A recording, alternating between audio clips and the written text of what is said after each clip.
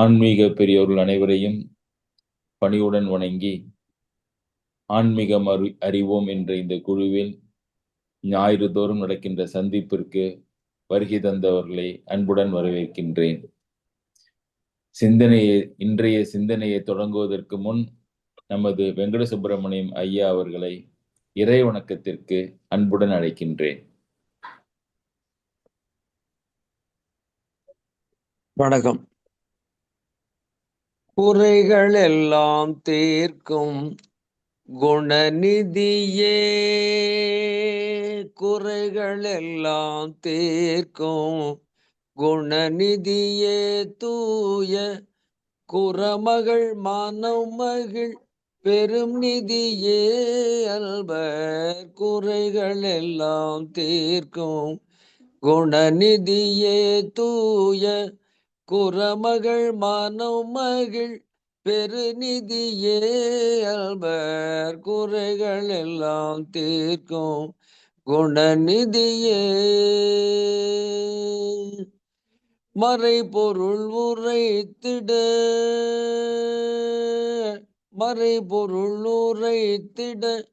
தவறிய நான் முகனை, மறைபொருள் உரைத்திட தவறிய நான்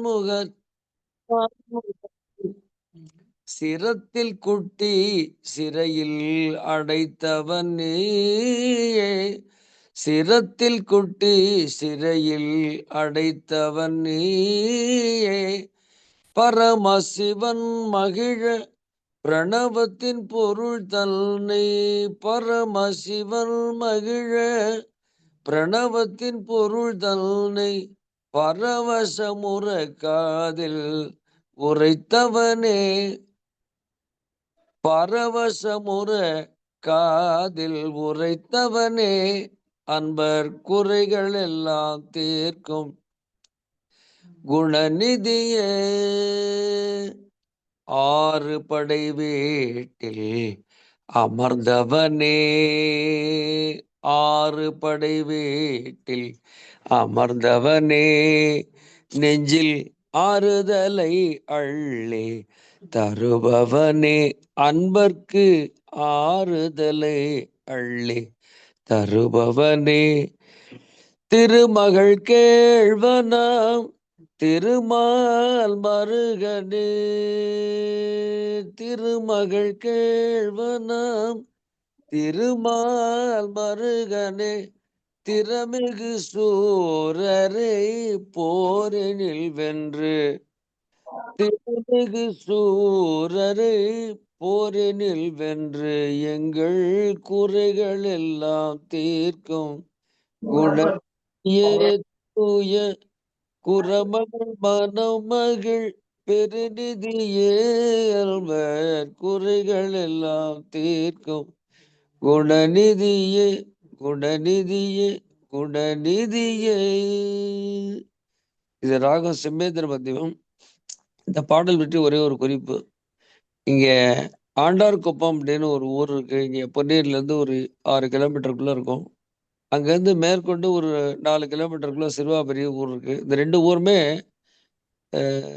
இவரால அருணகிரிநாதரா திருப்புகழ் பாடப்பெற்ற ஸ்தலம். இந்த ஆண்டார்குப்பத்தில் என்ன விசேஷம் சொல்றாங்கன்னா, முருகன் இடுப்பிலே கை வைத்துக் கொண்டு பிரணவத்தின் பொருளில் சொல்லத் தெரியாத பிரம்மனை சிரத்தில் குட்டி சிறையில் அடைக்கச் சொன்னதுக்கு அதிகார சுப்பிரமணியராக இருக்கிறதாக வரலாறு சொன்னாங்க. ஸோ ஒரு பாடல் எழுதினா அந்த வரலாற்று செய்தியை புதிந்து எழுதுறதுங்கிறது என்னுடைய ஒரு இயல்பு. அப்படி சில பாடல் எழுதியதான் அதுல இது ஒரு பாடல் இது. அது இன்று உங்களுக்காக வழங்கப்பட்டது. ரசித்தமைக்கு நன்றி ஐயா. ஆறுதலை என்று சொன்ன பொழுதே நாங்கள் புரிந்து கொண்டோம் நீங்கள் என்ன சொல்ல வருகிறீர்கள் அந்த பாட்டில் என்று. நன்றி. மகாபாரதம் பல விதங்களினால் பெருமையுடையது. அது ஒரு பெரிய நூல். அதிலே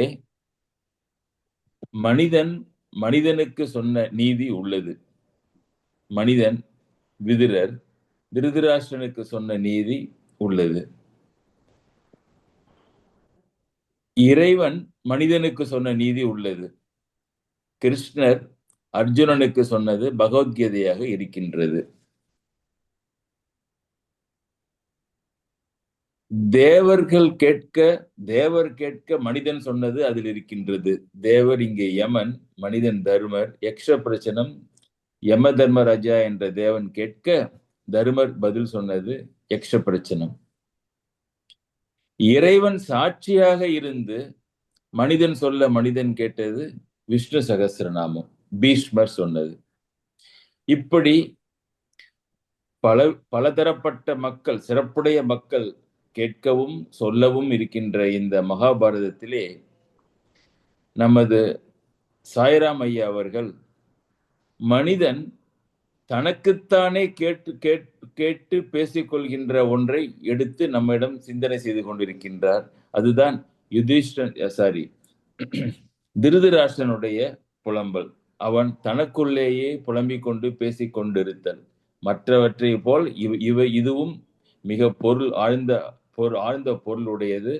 அதை நமக்கு தொடர்ந்து விளக்கிய வண்ணம் இருக்கின்ற சாய்ராம் அவர்களை நான் வாழ்த்தி இன்றைய நிகழ்ச்சியை ஏற்றுக்கொண்டு தங்களுடைய சிந்தனையை நம்மிடம் பகிருமாறு கேட்டுக்கொள்கிறேன்.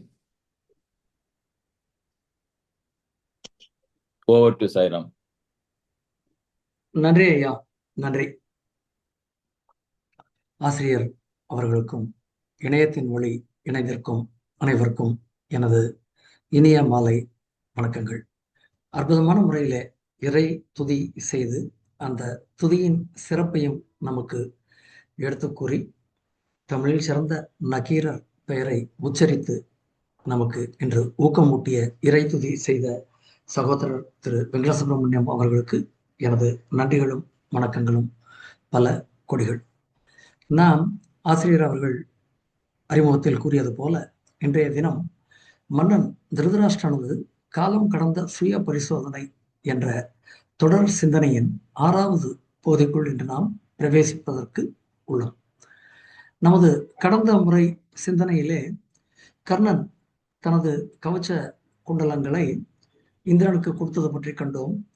இந்திரனுக்கு கவச்ச குண்டலங்களை கொடுத்த பின் அவனிடமிருந்து சக்தி ஆயுதம் பெற்றது கொண்டோம்.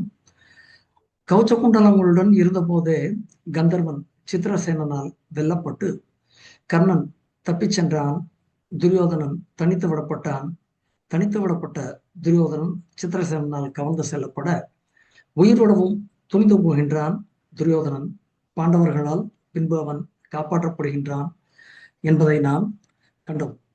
உயிர்விட துணிந்த அந்த துரியோதனனுக்கு தானவர் தலைவன் சிற்சில அறிவுரைகள் கூற மனம் தேறி நாடு திரும்புகின்றான் துரியோதனன். நாடு திரும்பிய துரியோதனனுக்கு ஆறுதல் சொல்லக்கூடிய வகையிலே கர்ணன் திக்விஜயம் செய்கின்றான். திக்விஜயத்தின் முடிவிலே வைஷ்ணவம் என்பதாய் ஒரு யாகம் ஒன்று செய்யப்படுகின்றது. அந்த வைஷ்ணவம் என்ற யாகம் முடிந்த பின் கர்ணன் துரியோதனனை மேலும் உற்சாகப்படுத்த வேண்டி பற்பல விதமான சபதங்கள் செய்கின்றான். சபதங்களை கேட்டு கௌரவர்கள் அனைவரும் மகிழ்ந்தே போகின்றார்கள். ஆனால் துரியோதன மன்னனுடைய புலம்பலிலே இது இடம்பெறவில்லை. இருந்தாலும் கூட நமது சிந்தனைக்காக ஒன்றே ஒன்று சிறு துளி. கர்ணனானவன் கவச்ச குண்டலங்களுடன் இருந்த பொழுதே ஒருவனால் தோற்கடிக்கப்பட்டான். அவனுடைய தேரானது சுக்குநூறாக்கப்பட்டது. அவன் யுத்த காலத்தை விட்டே ஓடி சென்று விட்டான் என்று சொன்னால், கவச்ச குண்டலங்களை இழந்த நிலையிலே இருக்கக்கூடிய கர்ணனை நம்பி துரியோதனன் ஒருவேளை போர் செய்தால் அவன் நிலை என்ன ஆகும் என்று துரியோதன மன்னன் எண்ணி பார்த்திருப்பான். ஆனால் தன்னுடைய புலம்பலிலே இதை சேர்க்கவில்லை என்பதாக மகாபாரத அனுகிரக மாணிக்க பருவம் நமக்கு கூறுகின்றது. யாகம் முடிந்தால் அவையிலே அவைத்தலைவர்கள் பீஷ்மராகட்டும் கிருபராகட்டும் அனைவரும் இருக்க துரோணருடன் கூடிய சபையிலே துரியோதனன் சற்று காலம் மகிழ்வுடன் ஆட்சி செலுத்திக் கொண்டு இருந்தான் என்று சொன்னாலும் கூட பாண்டவர்களை அழிப்பதற்குண்டான திட்டங்களையும் அவன் தீட்டிக் கொண்டே இருந்தான் என்பதை நாம் கடந்த முறை கண்டோம். இவ்வாறாய் நாட்டிலே துரியோதனன் மகிழ்வாய் இருந்த அந்த வேளையிலே காட்டிலே திரௌபதியானவள் ஜெயத்ரதனால் சற்றே அவமதிக்கப்பட்டு பின்பு ஜெயத்ரதன் தர்மரால் மன்னிக்கப்பட்டு அதன் பின்பு தர்மர் மற்றும் அவருடைய சகோதரர்கள் மனம் தீர்வதற்கு உரிய வகையிலே மார்க்கண்டேய மகரிஷி கூறிய ராம கதையும் சத்யவான் சாவித்திரி கதையும் கேட்டோம். காமியக வனத்தை நீங்கிய பாண்டவர்கள் மீண்டும் துவைதவனம் வந்தார்கள். துவைதவனத்திலே முன்பே நாம் கண்டோம், ஒரு நாள் இரவிலே தர்மரானவர் உறங்கிக் கொண்டிருந்த அந்த வேளையிலே விலங்குகள் எல்லாம் அவரிடம் வந்து தங்களுடைய அம்சங்கள் விருத்தி அடைவதற்கு தர்மர் உதவ வேண்டும் என்று கேட்டுக்கொண்டதற்கு இணங்கவே துவைதவனத்தை விட்டு தர்மர் வேறு இடத்திற்கு சென்றார். இப்பொழுது மீண்டும் துவைதவனத்திற்கு வந்திருக்கின்றார். அதனால் வேட்டையாடுதல் சற்றே குறைக்கப்பட்டிருக்க வேண்டும். ஏனென்று சொன்னால் மகாபாரதம் சொல்கின்றது, இந்த இடத்திலே துவைதவனம் வந்த பாண்டவர்கள் பழங்களையும் கிழங்குகளையும் மட்டுமே உணவாக கொண்டு தங்களுடைய பொழுதை கழித்தார்கள். அதிலே 12வது ஆண்டின் இறுதி நாள் நாம் அனைவரும் அறிந்த ஒரு விஷயம்தான். அந்த நிகழ்வு நடந்தது, யக்ஷபிரட்சணம் நடந்தது. தர்ம தேவதை பாண்டவர்களை சோதித்தது. பாண்டவர்களுடைய சோதனையில் நால்வர் சற்றே தோற்றுவிட தர்மர் மட்டும் பதில் சொல்லி தம்பியர் அனைவரையும் காத்தார். வனவாச காலம் 12 ஆண்டு காலம் பாண்டவர்கள் மிகவும் கஷ்டப்பட்ட நிலையிலே கூட பாண்டவர்களிலே மூத்தவர் தர்மபுத்திரர் யக்ஷன் கேட்ட கேள்விகளுக்கு மிகச்சரியான பதில்கள் தந்து தம்பிமார்களை எப்பொழுது மீட்டு விட்டான் என்பதை திருதராஷ்டிர மன்னன் கேள்விப்பட்டானோ அப்பொழுதே சஞ்சயனிடம் அந்த பழமொழி சொல்கின்றான். எப்பொழுது தர்மபுத்திரர் தம்பியரை மீட்டு விட்டாரோ யக்ஷனுடைய கேள்விகளுக்கு மிகச்சரியான பதிலளித்து அப்பொழுதே சஞ்சயனே, நமது பக்கம் வெற்றி இல்லை என்பதை நான் உணர்ந்து கொண்டேன் என்று சொல்லக்கூடிய திருதராஷ்டிர மன்னன் தன்னுடைய பழமொழி அடுத்ததாக தொடர்கின்றார். அடுத்த பழமொழானது, சஞ்சயனே, எனது புத்திரர்கள் அதாவது துரியோதனாதிகள் எப்பொழுது பாண்டவர்கள் அஞ்ஞாதவாசம் செய்த அந்த ஓராண்டு காலத்திலே அவர்கள் எந்த இடத்தில் இருந்தார்கள் என்பதை கூட அறியாமல் விட்டானோ அப்பொழுதே சஞ்சயனே எனக்கு புரிந்து போயிற்று, கௌரவர்கள் பக்கம் வெற்றி என்பது இல்லை என்பது நமக்கு தெரிந்தே போய்விட்டது சஞ்சயனே என்று திருதராஷ்டிர மன்னன் கூறுகின்றான். ஓராண்டு காலத்திலே துரியோதனன் பாண்டவர்களை கண்டுபிடிக்க முடியாமல் போனது ஏன் என்ற ஒரு சிந்தனைக்காக நாம் மகாபாரதத்தின் விராட பருவத்தை சற்றே படிக்க துவங்க பற்பல அதிசயமான செய்திகள் எல்லாம் நமக்கு கிட்டுகின்றன. என்றெல்லாம் நாம் மேலாண்மை கல்வியிலே பற்பல விஷயங்களை பற்றி நாம் கேள்விப்படுகின்றோமே. மேலாண்மையின் அங்கங்கள் என்பதாக, அதாவது கோல் செட்டிங் என்பதாக சொல்கின்றார்கள். இலக்கை நிர்ணயித்தல், அந்த இலக்கை அடைய வேண்டி திட்டமிடுதல், அதாவது பிளானிங் என்று சொல்கின்றார்கள். அதன் பின்பு அந்த திட்டமானது இலக்கை அடைவதற்கு உரிய வகையிலே ஆர்கனைசிங் அல்லது நமது செயல்களை ஒழுங்குபடுத்தி செய்ய வேண்டும் என்பதாக சொல்கின்றார்கள். அதன் பிறகு இது மட்டும் செய்துவிட்டால் உடனிருப்பவர்கள் அனைவருக்கும் சரியான முறையிலே ஒரு வழிகாட்டுதலும் தேவையல்லவா, லீடிங் அல்லது டைரக்டிங் என்பதாக சொல்கின்றார்கள். இவை அனைத்தும் நடந்துவிட்டால் ஒருவேளை நிர்ணயிக்கப்பட்ட இலக்கை விட்டு சற்றே தடம் மாறி வழி மாறி எவரேனும் சென்று விட்டால் அவர்களை மீண்டும் நாம் பயணிக்க வேண்டிய அந்த இலக்கின் பாதையிலே சேர்க்கும் பொருட்டு மற்றொரு அங்கமும் கூட தற்கால மேலாண்மை கல்வியிலே போதிக்கப்படுகின்றது. அதாவது கண்ட்ரோலிங் என்பதாக அனைவரையும் கட்டுப்படுத்தி செயல்புரிய செய்தல். இலக்குகளை அடைய வேண்டும் என்று சொன்னால் மேல்கண்ட 4 விதமான அங்கங்களும் அதிமுக்கியமாக நம்மால் கடைபிடிக்க வேண்டும். ஆனால் இலக்கு என்ற ஒன்றை நிர்ணயம் செய்ய வேண்டும் என்று சொன்னால் அதற்கு மிக தெளிவான எண்ண ஓட்டங்களும் தன்னுடைய மனநிலை அறிதலும் தன்னுடைய வலு அறிதலும் வெகு முக்கியம் என்பதை மகாபாரதம் இந்த இடத்திலே நமக்கு அதி அழகாக சுட்டிக்காட்டி செல்கின்றது. இன்றைய நிர்வாக சூழலிலே கூட தலைமை பொறுப்பில் இருப்பவர்களுக்கு இலக்கானது பெரும்பாலும் அந்த நிர்வாகத்தின் உரிமையாளர்களாலோ அல்லது அதனுடைய பங்குதாரர்களாலோ அல்லது பங்குதாரர்களால் நியமிக்கப்பட்ட இயக்குநர்களாலோ மட்டுமே தானே அதிக அளவிலே நிர்ணயிக்கப்படுகின்றது.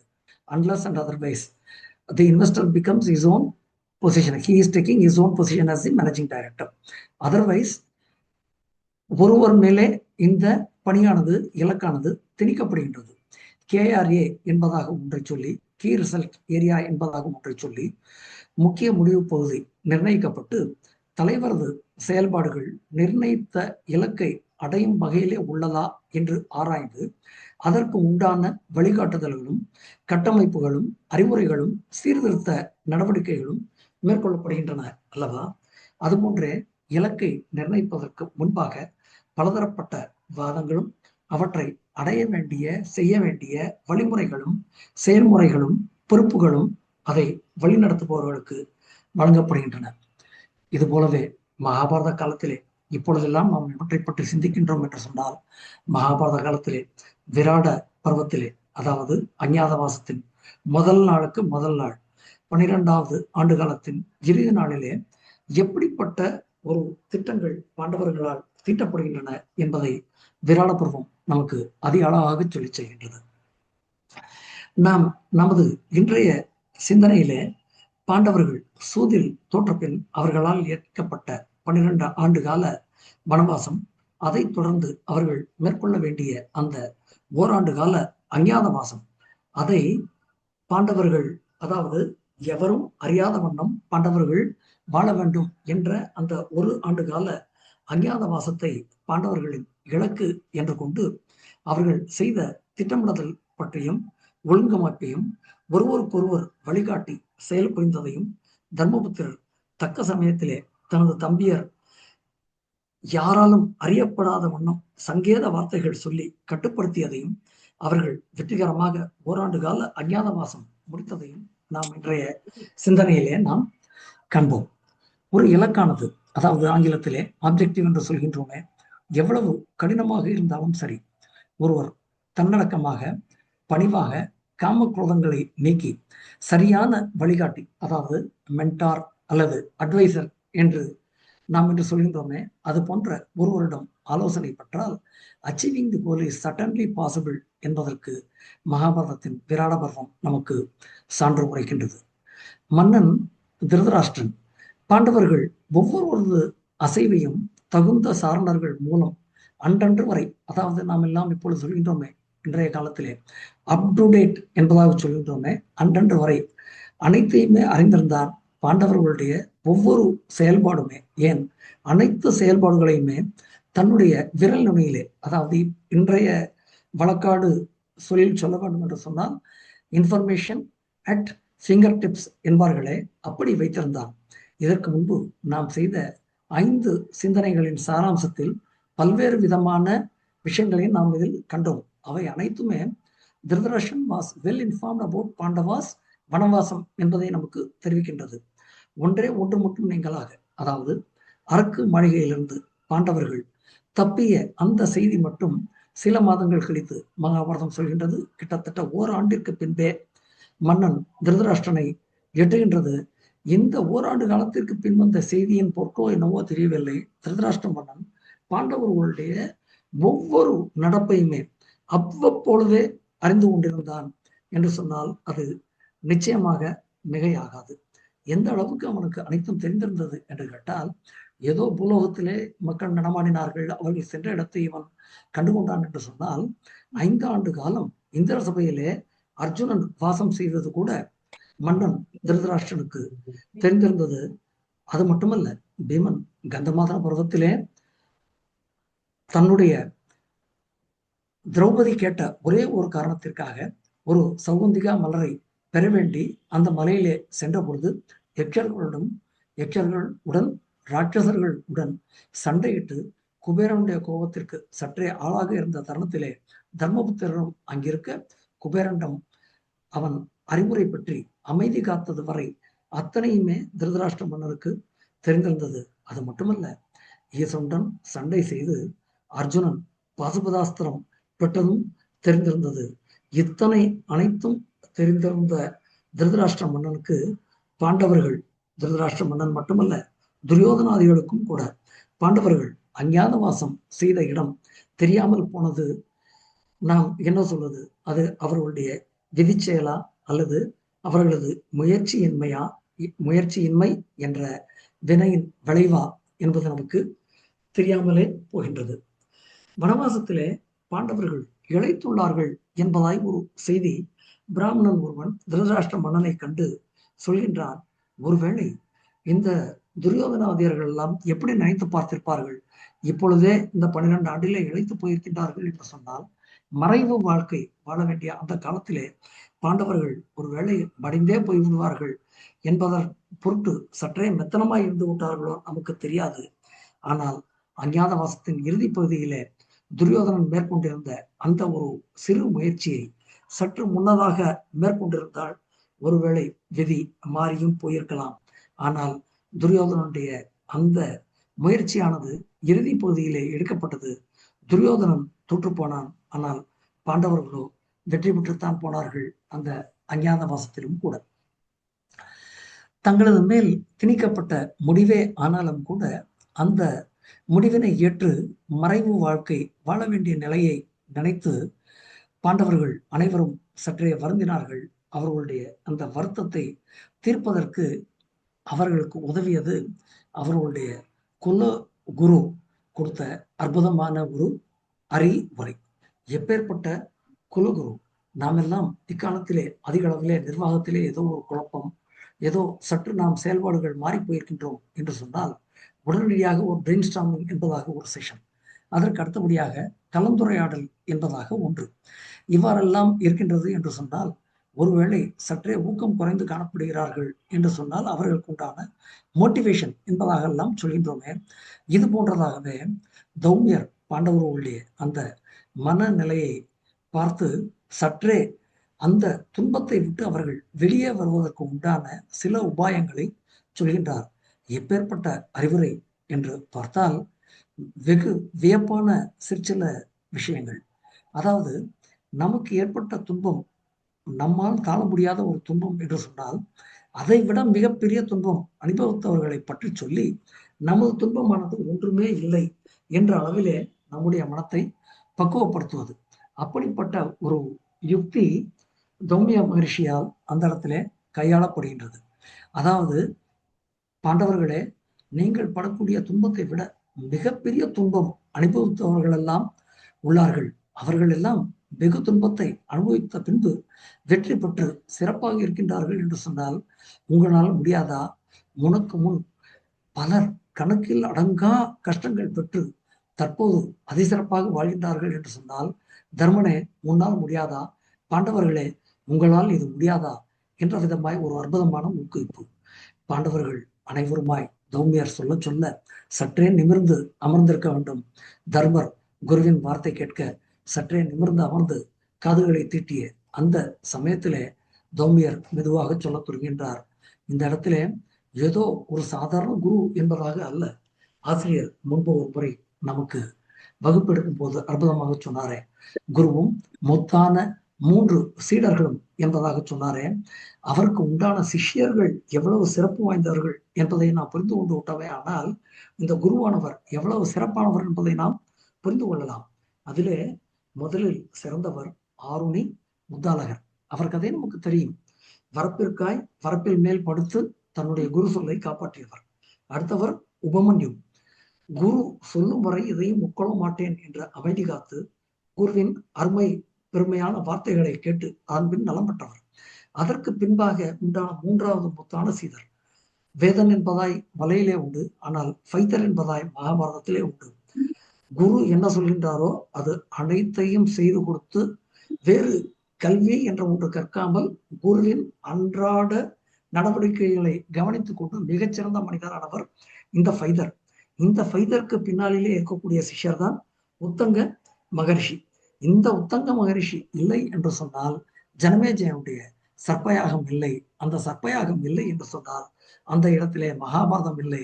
அங்கு மகாபாரதம் இல்லை என்று சொன்னால் இன்று நமது சிந்தனைக்கு கூட இந்த மகாபாரதம் இல்லை. இவை அனைத்திற்கும் காரணமாக இருந்தவர் உத்தங்கர். இவ்வளவு சிறப்பு வாய்ந்த உத்தங்கருடைய குரு ஃபைதர். அந்த ஃபைதருக்கு சிறப்பான குரு தௌமியர் என்று சொன்னால் இந்த தௌமியரை பாண்டவர்கள் அனைவரும் குருவாக ஏற்றது பாண்டவர்கள் செய்திருந்த அந்த தவப்பயன் என்பதாய் சொல்லி மேலே தொடரும் சிந்தனைக்குள் மறைந்திருந்து வாழ வேண்டிய நிலை பற்றி இவ்வாறெல்லாம் நாம் வாழ்ந்தே ஆக வேண்டுமா என்று தர்மபுத்திரர் துக்கித்து பலமுறையாக மூர்ச்சை அடைந்து பின்பு எழுந்து அமர்வார். தௌமியர் சொல்ல சொல்ல தன்னுடைய அந்த பயமெல்லாம் நீங்கி அதற்குண்டான செயல் திட்டங்களையும் அவர் திட்ட தொடங்குகின்றார்.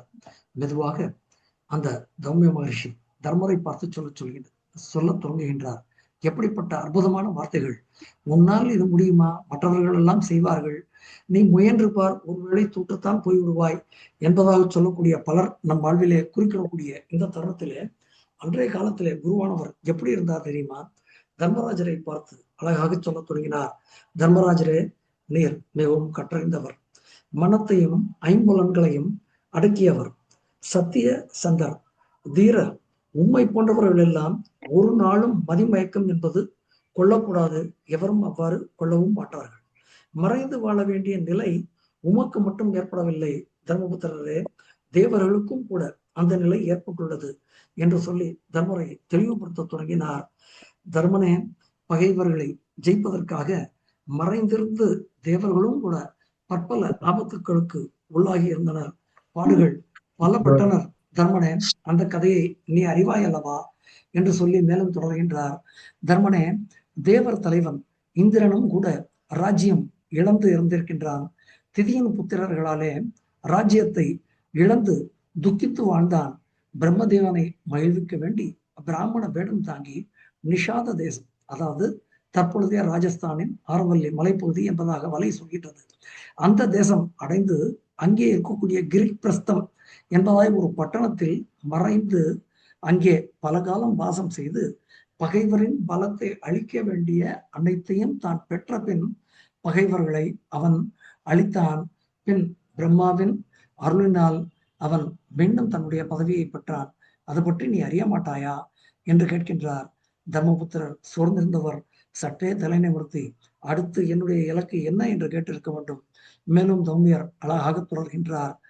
தேவர் தலைவன் இந்திரனுக்கு மட்டும்தான் நீ நிலை என்று நீ உன்னை தாழ்த்தி கொள்ளாதே தர்மனே, அந்த நாராயணனுக்கே கூட மறைந்து வாழ வேண்டிய ஒரு காலம் வந்தது என்று சொல்ல பாண்டவர்கள் அனைவரும் தௌமியரை நோக்க தௌமியர் மெதுவாக சொல்ல தொடங்கினார். நாராயணன் தைத்தியர்களை வதம் செய்ய வேண்டி திதியின் இடத்தில் வசிக்க வேண்டி அம்சகிரியை என்னும் ஒரு இடத்தை அடைந்து யாராலும் அறியப்பட முடியாமல் பல பல காலங்கள் வாழ்ந்தார். அந்த ஒரு முறை மட்டுமல்ல, நாராயணன் தம்மை மறைத்து கொண்டு வாமன ரூபத்திலே பிரம்மச்சாரியாக மாறி பலி சக்கரவர்த்தியிடம் 3 அடிகள் மண் கேட்டு பலியை பாதாள லோகத்திற்கு அனுப்பி இந்திரனுக்கு ராஜ்யத்தை மீட்டு தந்தார். இந்த 2 முறைதானே என்று கேட்காதே தர்மனே, மீண்டும் கூட விஷ்ணு அவ்வாறாக பல ரூபங்கள் எடுத்தார், பற்பல காலங்கள் மறைந்திருந்து வாழ்ந்தார். இந்திரனுடைய வஜ்ராயத்திலே மறைந்திருந்து விருத்ராசுரனை கொள்வதற்காக இந்திரனுக்கு விஷ்ணு உதவினார் என்று சொன்னார். நகுஷனை பற்றி சிந்திக்கையிலே நாம் இந்த விருத்ராசுரனை கொள்வது என்பது எந்த விதத்திலே அந்த காலத்திலே இந்திரனுக்கு நியாயமாக இருந்தது என்று நகுஷன் கேட்ட கேள்வி பற்றி பார்த்தோம் நாம். அதன் பின்பு மேலும் சொன்னார், இறைவர்களுக்கு தேவர்களுக்கு மட்டும் அல்ல, அக்னியும் கூட ஜலத்திலே மறைந்து சில காலம் வாழ்ந்தது தர்மபுத்திரனே என்று சொன்னார். இப்பொழுது தர்மபுத்திரர் கழுந்தென்றிருக்க வேண்டும், தம்பியர்களையும் தேற்றிருக்க வேண்டும். தர்மபுத்திரர் தேவையான ஊக்கம் கொண்டுள்ளார் என்பதை அறிந்த தம்ய மகரிஷி மேலும் சொல்ல தொடங்கினார். இந்த பூமியிலே தேஜஸ்வியாய் மின்னக்கூடிய சூரியன் கூட சில காலங்கள் மறைந்திருந்து தன்னுடைய சத்துருக்களையும் அழித்து விட்டான். அதனால் சூரியனாகட்டும், அக்னியாகட்டும், தேவர்களாகட்டும், இந்திரனாகட்டும் அனைவருமே இவ்வாறு கஷ்டப்பட்டார்கள். இறுதியாக ஒன்றை சொல்கின்றேன் தர்மபுத்திரனே, உனக்கு முன்பே மார்க்கண்டேயர் சொன்ன ராமகாதை தெரியும். அந்த ராமகாதையிலே ராவணனை அழிப்பதற்காகவே தயரத மன்னனுடைய புத்திரனாக விஷ்ணு மறைந்து வாழ்ந்து ராவணன் என்ற அரக்கனை வதம் செய்தான் அல்லவா? இதிலிருந்து என்ன நாம் தெரிந்து கொள்ள வேண்டும் என்று சொன்னால், மகாத்மாக்களாக இருப்பவர்கள் எல்லோருமே ஏதேனும் ஒரு இடத்திலே ஆங்காங்கு மறைந்திருந்தே தங்களுடைய சத்துருக்களை வென்றிருக்கின்றார்கள். தர்மபுத்திரரே, பாண்டவர்களே, நீங்களும் கூட அவர்களை போல 1 வருஷ காலம் அஞ்ஞாதவாசம் செய்து யாரும் அறியாத வண்ணம் மறைந்து வாழ்ந்து சத்துருக்களை எளிதிலே நீங்கள் வெல்லப் போகின்றீர்கள் என்று சொன்னார். தர்மர் மனத்தெளிவு பெற்றார். தௌமிய மகர்ஷியின் அறிவுரை கேட்டு தெளிவுற்ற பாண்டவர்கள் அடுத்த செயல் பற்றி மெதுவாக சிந்திக்க தொடங்குகின்றார்கள். நிர்வாக கோட்பாட்டிலே நாம் பல்வேறு விதமான விஷயங்களை பற்றி கேள்விப்படுகின்றோமே. முதலிலே சொல்ல வேண்டும் என்று சொன்னால், டிவிஷன் ஆஃப் ஒர்க் என்பதாக அவரவர்களுக்கு உண்டான வேலையை அவரவர்கள் செய்வது. அதற்கு அடுத்தபடியாக யூனிட்டி ஆஃப் கமாண்ட் என்பதாக ஒன்று, அதாவது receiving the orders from only one superior, ஒரே ஒரு தலைவனிடமிருந்து மட்டும் நாம் பெற வேண்டிய ஆணைகள். அதை தொடர்ந்து யூனிட்டி ஆஃப் டைரக்ஷன், அதாவது there should be only one plan with the desired objective என்பதாக சொல்கின்றோமே. அவ்வாறாக அதற்கு அடுத்தபடியாக ஒன்று சபார்டினேஷன் ஆஃப் இண்டிவிஜுவல் இன்டரெஸ்ட் என்பார்களே, அதாவது ஆர்கனைசேஷன் கோல்ஸ் என்பது, அதாவது ஒரு நிறுவனத்தின் இலக்கு என்பது மட்டுமே எப்பொழுதுமே முதன்மையாக கருதப்படும். Organisation goals always come before personal interest. அதாவது நம்முடைய சிந்தனைக்காக பாண்டவ வம்சத்தின் உரிமையாளர்கள் பாண்டவர்களது இலக்கை முன்கொண்டு தர்மரத தம்பிகள் நால்வரும் செயல்பட்டே ஆக வேண்டும். பீமன் சொல்கின்றான், அர்ஜுனன் மற்றும் நகுல சகாதேவர் முதலியோரை தான் கட்டுப்படுத்தி வைத்திருப்பதாக சொல்கின்றான். தர்மர் எப்படி நடந்து கொள்ள வேண்டும் என்று தம்பியருக்கு கட்டளை இடுகின்றாரோ அதன்படியே தாங்கள் அனைவரும் நடப்போம், அவரது ஆணைகளை பின்பற்றுவோம் என்று சொல்கின்றார்கள். இந்த இடத்திலே இதற்கும் நம்முடைய நிர்வாக கோட்பாட்டிற்கும் என்ன தொடர்பு என்று கேட்டால், பீமனுக்கு அளவிற்கு அதிகமான கோபம் இருந்தது. ஏதேனும் ஒரு இடத்தில் வாய்ப்பு கிடைத்தால் தனிப்பட்ட முறையிலாவது துரியோதனை கொன்றே விடுவது என்பது பீமனுடைய எண்ணம். அர்ஜுனன் மட்டும் என்ன அப்படி சாதாரணமானவனா? வாய்ப்பு கிடைத்திருந்தால் நிச்சயமா அவர்களை கொன்றே இருப்பான். ஆனாலும் கூட தலைமை பண்பு என்பது தர்மரிடம் இருந்தது. தலைமை பண்பை மதிக்க வேண்டும் என்ற ஒரு பண்பு அவரை தொடர்ந்திருந்த சகோதரர்கள் நால்வரிடமும் இருந்தது. Unit of command was vested with தர்மபுத்திரர். இப்படி ஒரு பொறுப்பிலே தர்மர் இருந்தார் என்று சொன்னால் எப்படிப்பட்ட திட்டங்களும் முடிவுகளும் அவர் எடுத்திருக்க வேண்டும். அனைவருமாக மெதுவாக அனைவரையும் அழைத்து தௌமிய முன்னிலையிலே கலந்தாலோசிக்க தொடங்குகின்றார்கள். எப்பேற்பட்ட கலந்தாலோசனை! விராட நகரிலே ஓராண்டு காலம் அஞ்ஞாதவாசம் செய்வது. That is the only plan to achieve the objective, அதாவது யூனிட்டி ஆஃப் டைரக்ஷன். இந்த ஓராண்டு காலத்திலே வேறு எந்த ஒரு சிந்தனையுமே யாருக்குமே இருக்கக்கூடாது. எத்தகைய ஒரு மேலாண்மை எடுத்துக்காட்டு இந்த பகுதி! எங்கு வாழ்வது என்று தீர்மானம் செய்யப்பட்ட ஆகிவிட்டது. எங்கு வாழ்வது என்று தீர்மானம் செய்யப்படுவதற்கு முன்பு எத்தகையதொரு சிந்தனைகள், தீர்மானங்கள், ஒருவருக்கொருவர் ஒரு விவாதம் என்பதை பற்றி விராட பருவம் அதி அற்புதமாக சொல்கின்றது. தர்மபுத்திரர் அவருடைய நிலை என்ன? பாண்டு வம்சத்தினுடைய பிரதிநிதி. அது மட்டுமல்ல, ஏதோ பாண்டு வம்சம் என்பது சாதாரணமான ஒரு குலம் அல்ல. குரு வம்சத்தின் பெருமையை காக்க வேண்டிய பொறுப்பு தர்மபுத்திரரிடம் இருந்தது. இவருடைய செயல்கள் ஒருவேளை தவறாகி போனால் இந்த நேரத்திலே ஒரு முறை அல்ல 2 முறை அவர் சூது என்ற ஒரு தவறை செய்ததன் பொருட்டே அல்லவா நாட்டை இழந்தார். இந்த நேரத்திலே அஞ்ஞாதவாசம் செய்யக்கூடிய நேரத்திலே ஒருவேளை அவருடைய ஏதாவது ஒரு தவறான ஒரு செயலின் மூலமாக அவர்களை துரியோதனாதியர்கள் கண்டுபிடித்து விட்டால் அவர்களுடைய நிர்ணயிக்கப்பட்ட இலக்கு அடைய முடியாமல் போய்விடும். அந்த குரு வம்சமே கூட அழிந்தேதான் போய்விடும் என்பதற்கு மகாபாரதம் கூறக்கூடிய வரிகள் ஏராளம் ஏராளம். ஒருவேளை பாண்டவர்கள் இல்லை என்றால் குரு வம்சம் தொடர்ந்திருக்காதா என்று ஒருவேளை நாம் கேள்வி ஒன்றை எழுப்புவோமே. ஆனால் அந்த கேள்விக்கு அதி அற்புதமாக சிற்சில ரகசியங்களும் நமக்கு கிடைக்கத்தான் செய்கின்றன. சகுனி என்ற ஒரு நபர், அவரை பற்றி நாம் அனைவரும் அறிந்ததுதான். திருதராஷ்டிரன் அவனுடைய குலத்தை நாசம் செய்வதற்காகவே அவன் உடன் இருந்து குடிகெடுத்த ஒருவன் இந்த சகுனி. தன்னுடைய சகோதரர்கள், அதாவது சகுனியுடைய சகோதரர்கள் மாண்ட கதையை மனதிலே கொண்டு தன் தந்தையின் எலும்புகளால் பகடை செய்து பாண்டவர்களை சூதில் வென்று துரியோதன வம்சம் அழிவதற்கே காரணமாயிருந்தவன் இந்த சகுனி. பாண்டவர்கள் ஒருவேளை கொல்லப்பட்டிருந்தாலும் கூட குரு வம்சம் துரியோதனாதிகள் வசம் நிச்சயமாக தொடர்ந்திருக்காது. ஏனென்று கேட்டால் துரியோதனாதியர்கள் அழிய வேண்டும் என்பது சகுனுடைய, நாம் எல்லாம் என்று சொல்கின்றோமே, ஸ்ட்ராட்டஜி என்பதாக, இதுதான் அவருடைய திட்ட வகையாக இருந்தது சகுனிக்கு. ஒருவேளை இதில் தோல்வியுற்றிருந்தால் நிச்சயமாக வேறொரு ஸ்ட்ராட்டஜியின் மூலமாக துரியோதனாதியர்கள் அனைவருமே அழிக்கப்பட்டிருப்பார்கள். குரு வம்சமும் நிச்சயமாக அழிந்தேதான் போயிருக்கும். ஆனால் இறை செயல் வேறு விதமாக இருந்தது. பின்னாளிலே இயேசு சில காலம் அரசு நடத்தி சென்றதும் ஜனமேஜயன் பாண்டவ தொடர்ச்சியாக அரசாண்ட கதையும் தனிப்பட்ட ஒரு சிந்தனைக்கு பின்னாளிலே ஒரு முறை அதை பற்றி சிந்திப்போம். மீண்டும் தர்மபுத்திரர் கொண்டிருந்த அந்த பொறுப்பினை பற்றி நாம் சிந்திக்க வேண்டிய நேரம். பாண்டவர்களுக்கும் கௌரவர்களுக்கும் உண்டான சூது போரிலே தோற்றது பாண்டவர்கள். அதாவது தர்மருடைய தலைமையிலே தர்மர் சூதி செய்தது இந்திரபிரஸ்த ராஜதானியின் ராஜ்ய பிரதிநிதியாக, அதாவது இந்திரபிரஸ்தத்தினுடைய மன்னனாக விதிக்கப்பட்ட சூதியின் நிபந்தனையை ஏற்றது தர்மர். 12 ஆண்டு கால வனவாசம், ஓராண்டு கால அஞ்ஞாதவாசம் நிறைவேற்றினால் மீண்டும் ராஜ்யம், யாரேனும் மறைவு வாழ்க்கையில் கண்டுபிடித்து விட்டால் மீண்டும் வனவாசம். அடைய வேண்டிய ராஜ்யம் என்ற பெரும் வெற்றிக்கு முன் முடிக்கப்பட வேண்டிய இலக்கு 1 ஆண்டு கால அஞ்ஞாத வாசம்.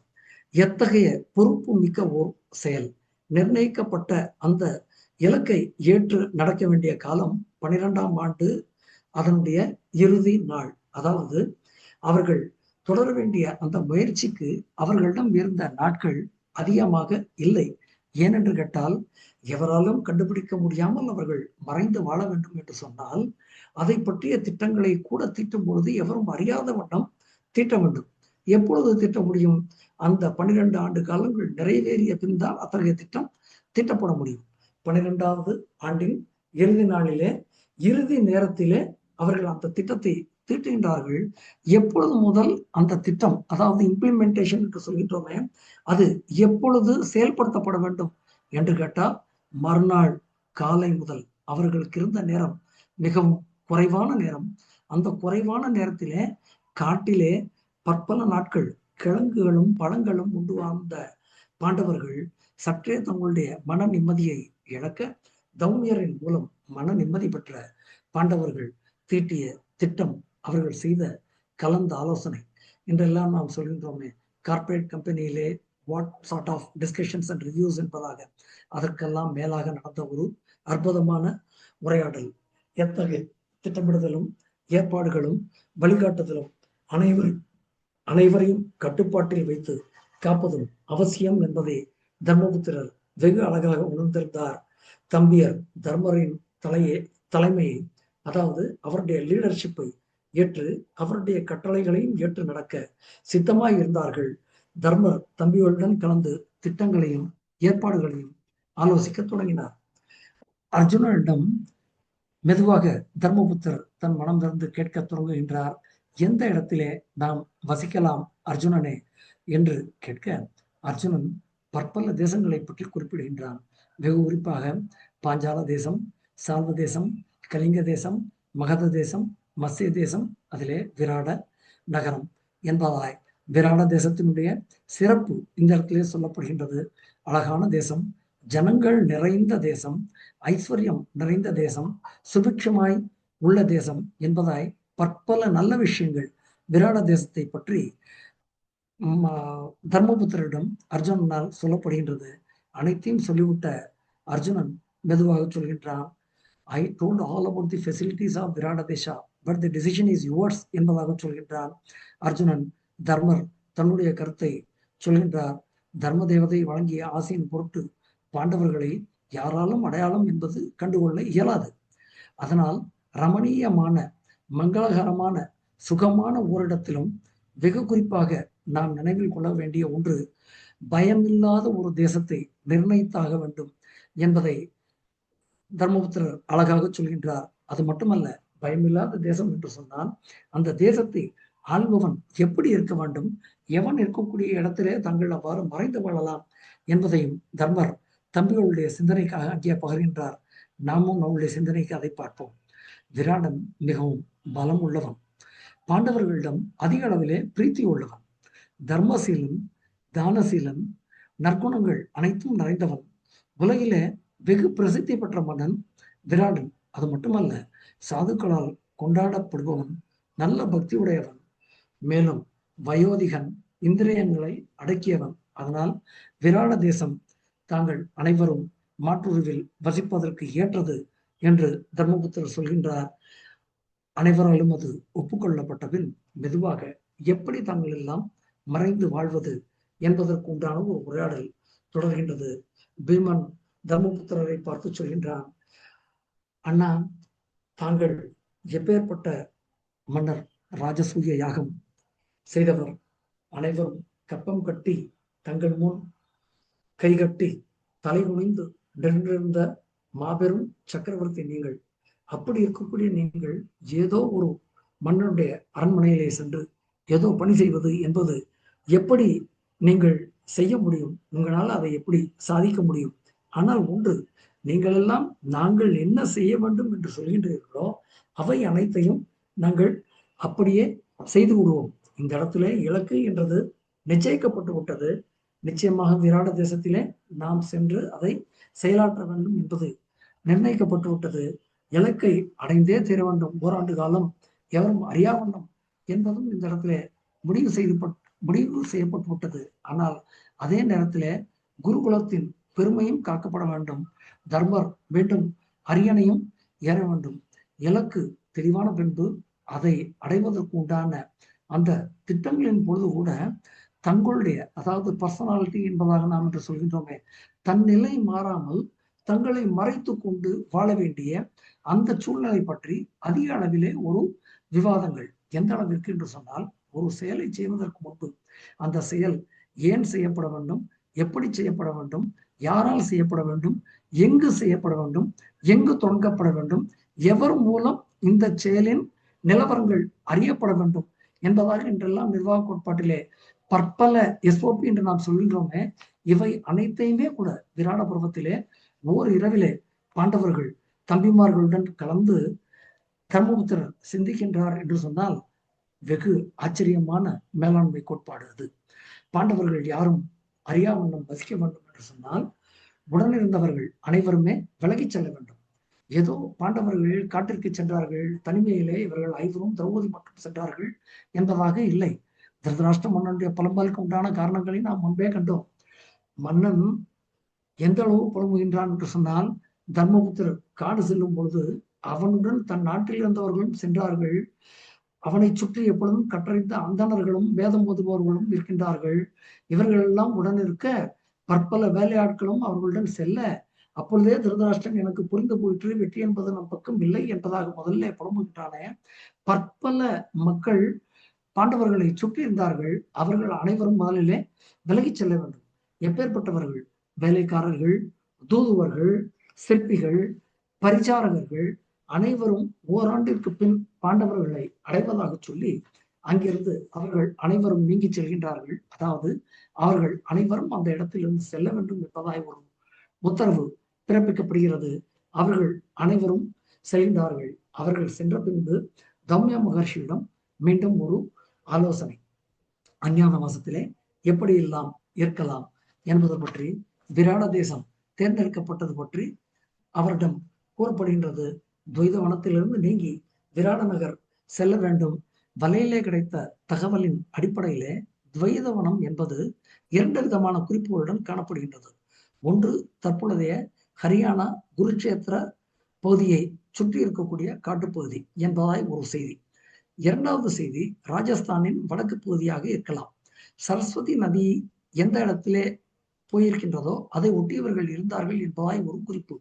சரஸ்வதி நதி ஆனவள் தன்னுடைய போக்கை பற்பல நிலைகளிலே மாற்றிக்கொண்டே சென்றிருக்கின்றாள் என்பதன் அடிப்படையிலே மிகச் சரியான இடம் நமக்கு தெரியாது என்று சொன்னாலும் கூட, மேலும் இருக்கக்கூடிய ஒரு குறிப்பின் அடிப்படையிலே இவர்கள் இருந்த அந்த அந்த துவைத மதமானது ராஜஸ்தானத்தின் ஒரு பகுதி.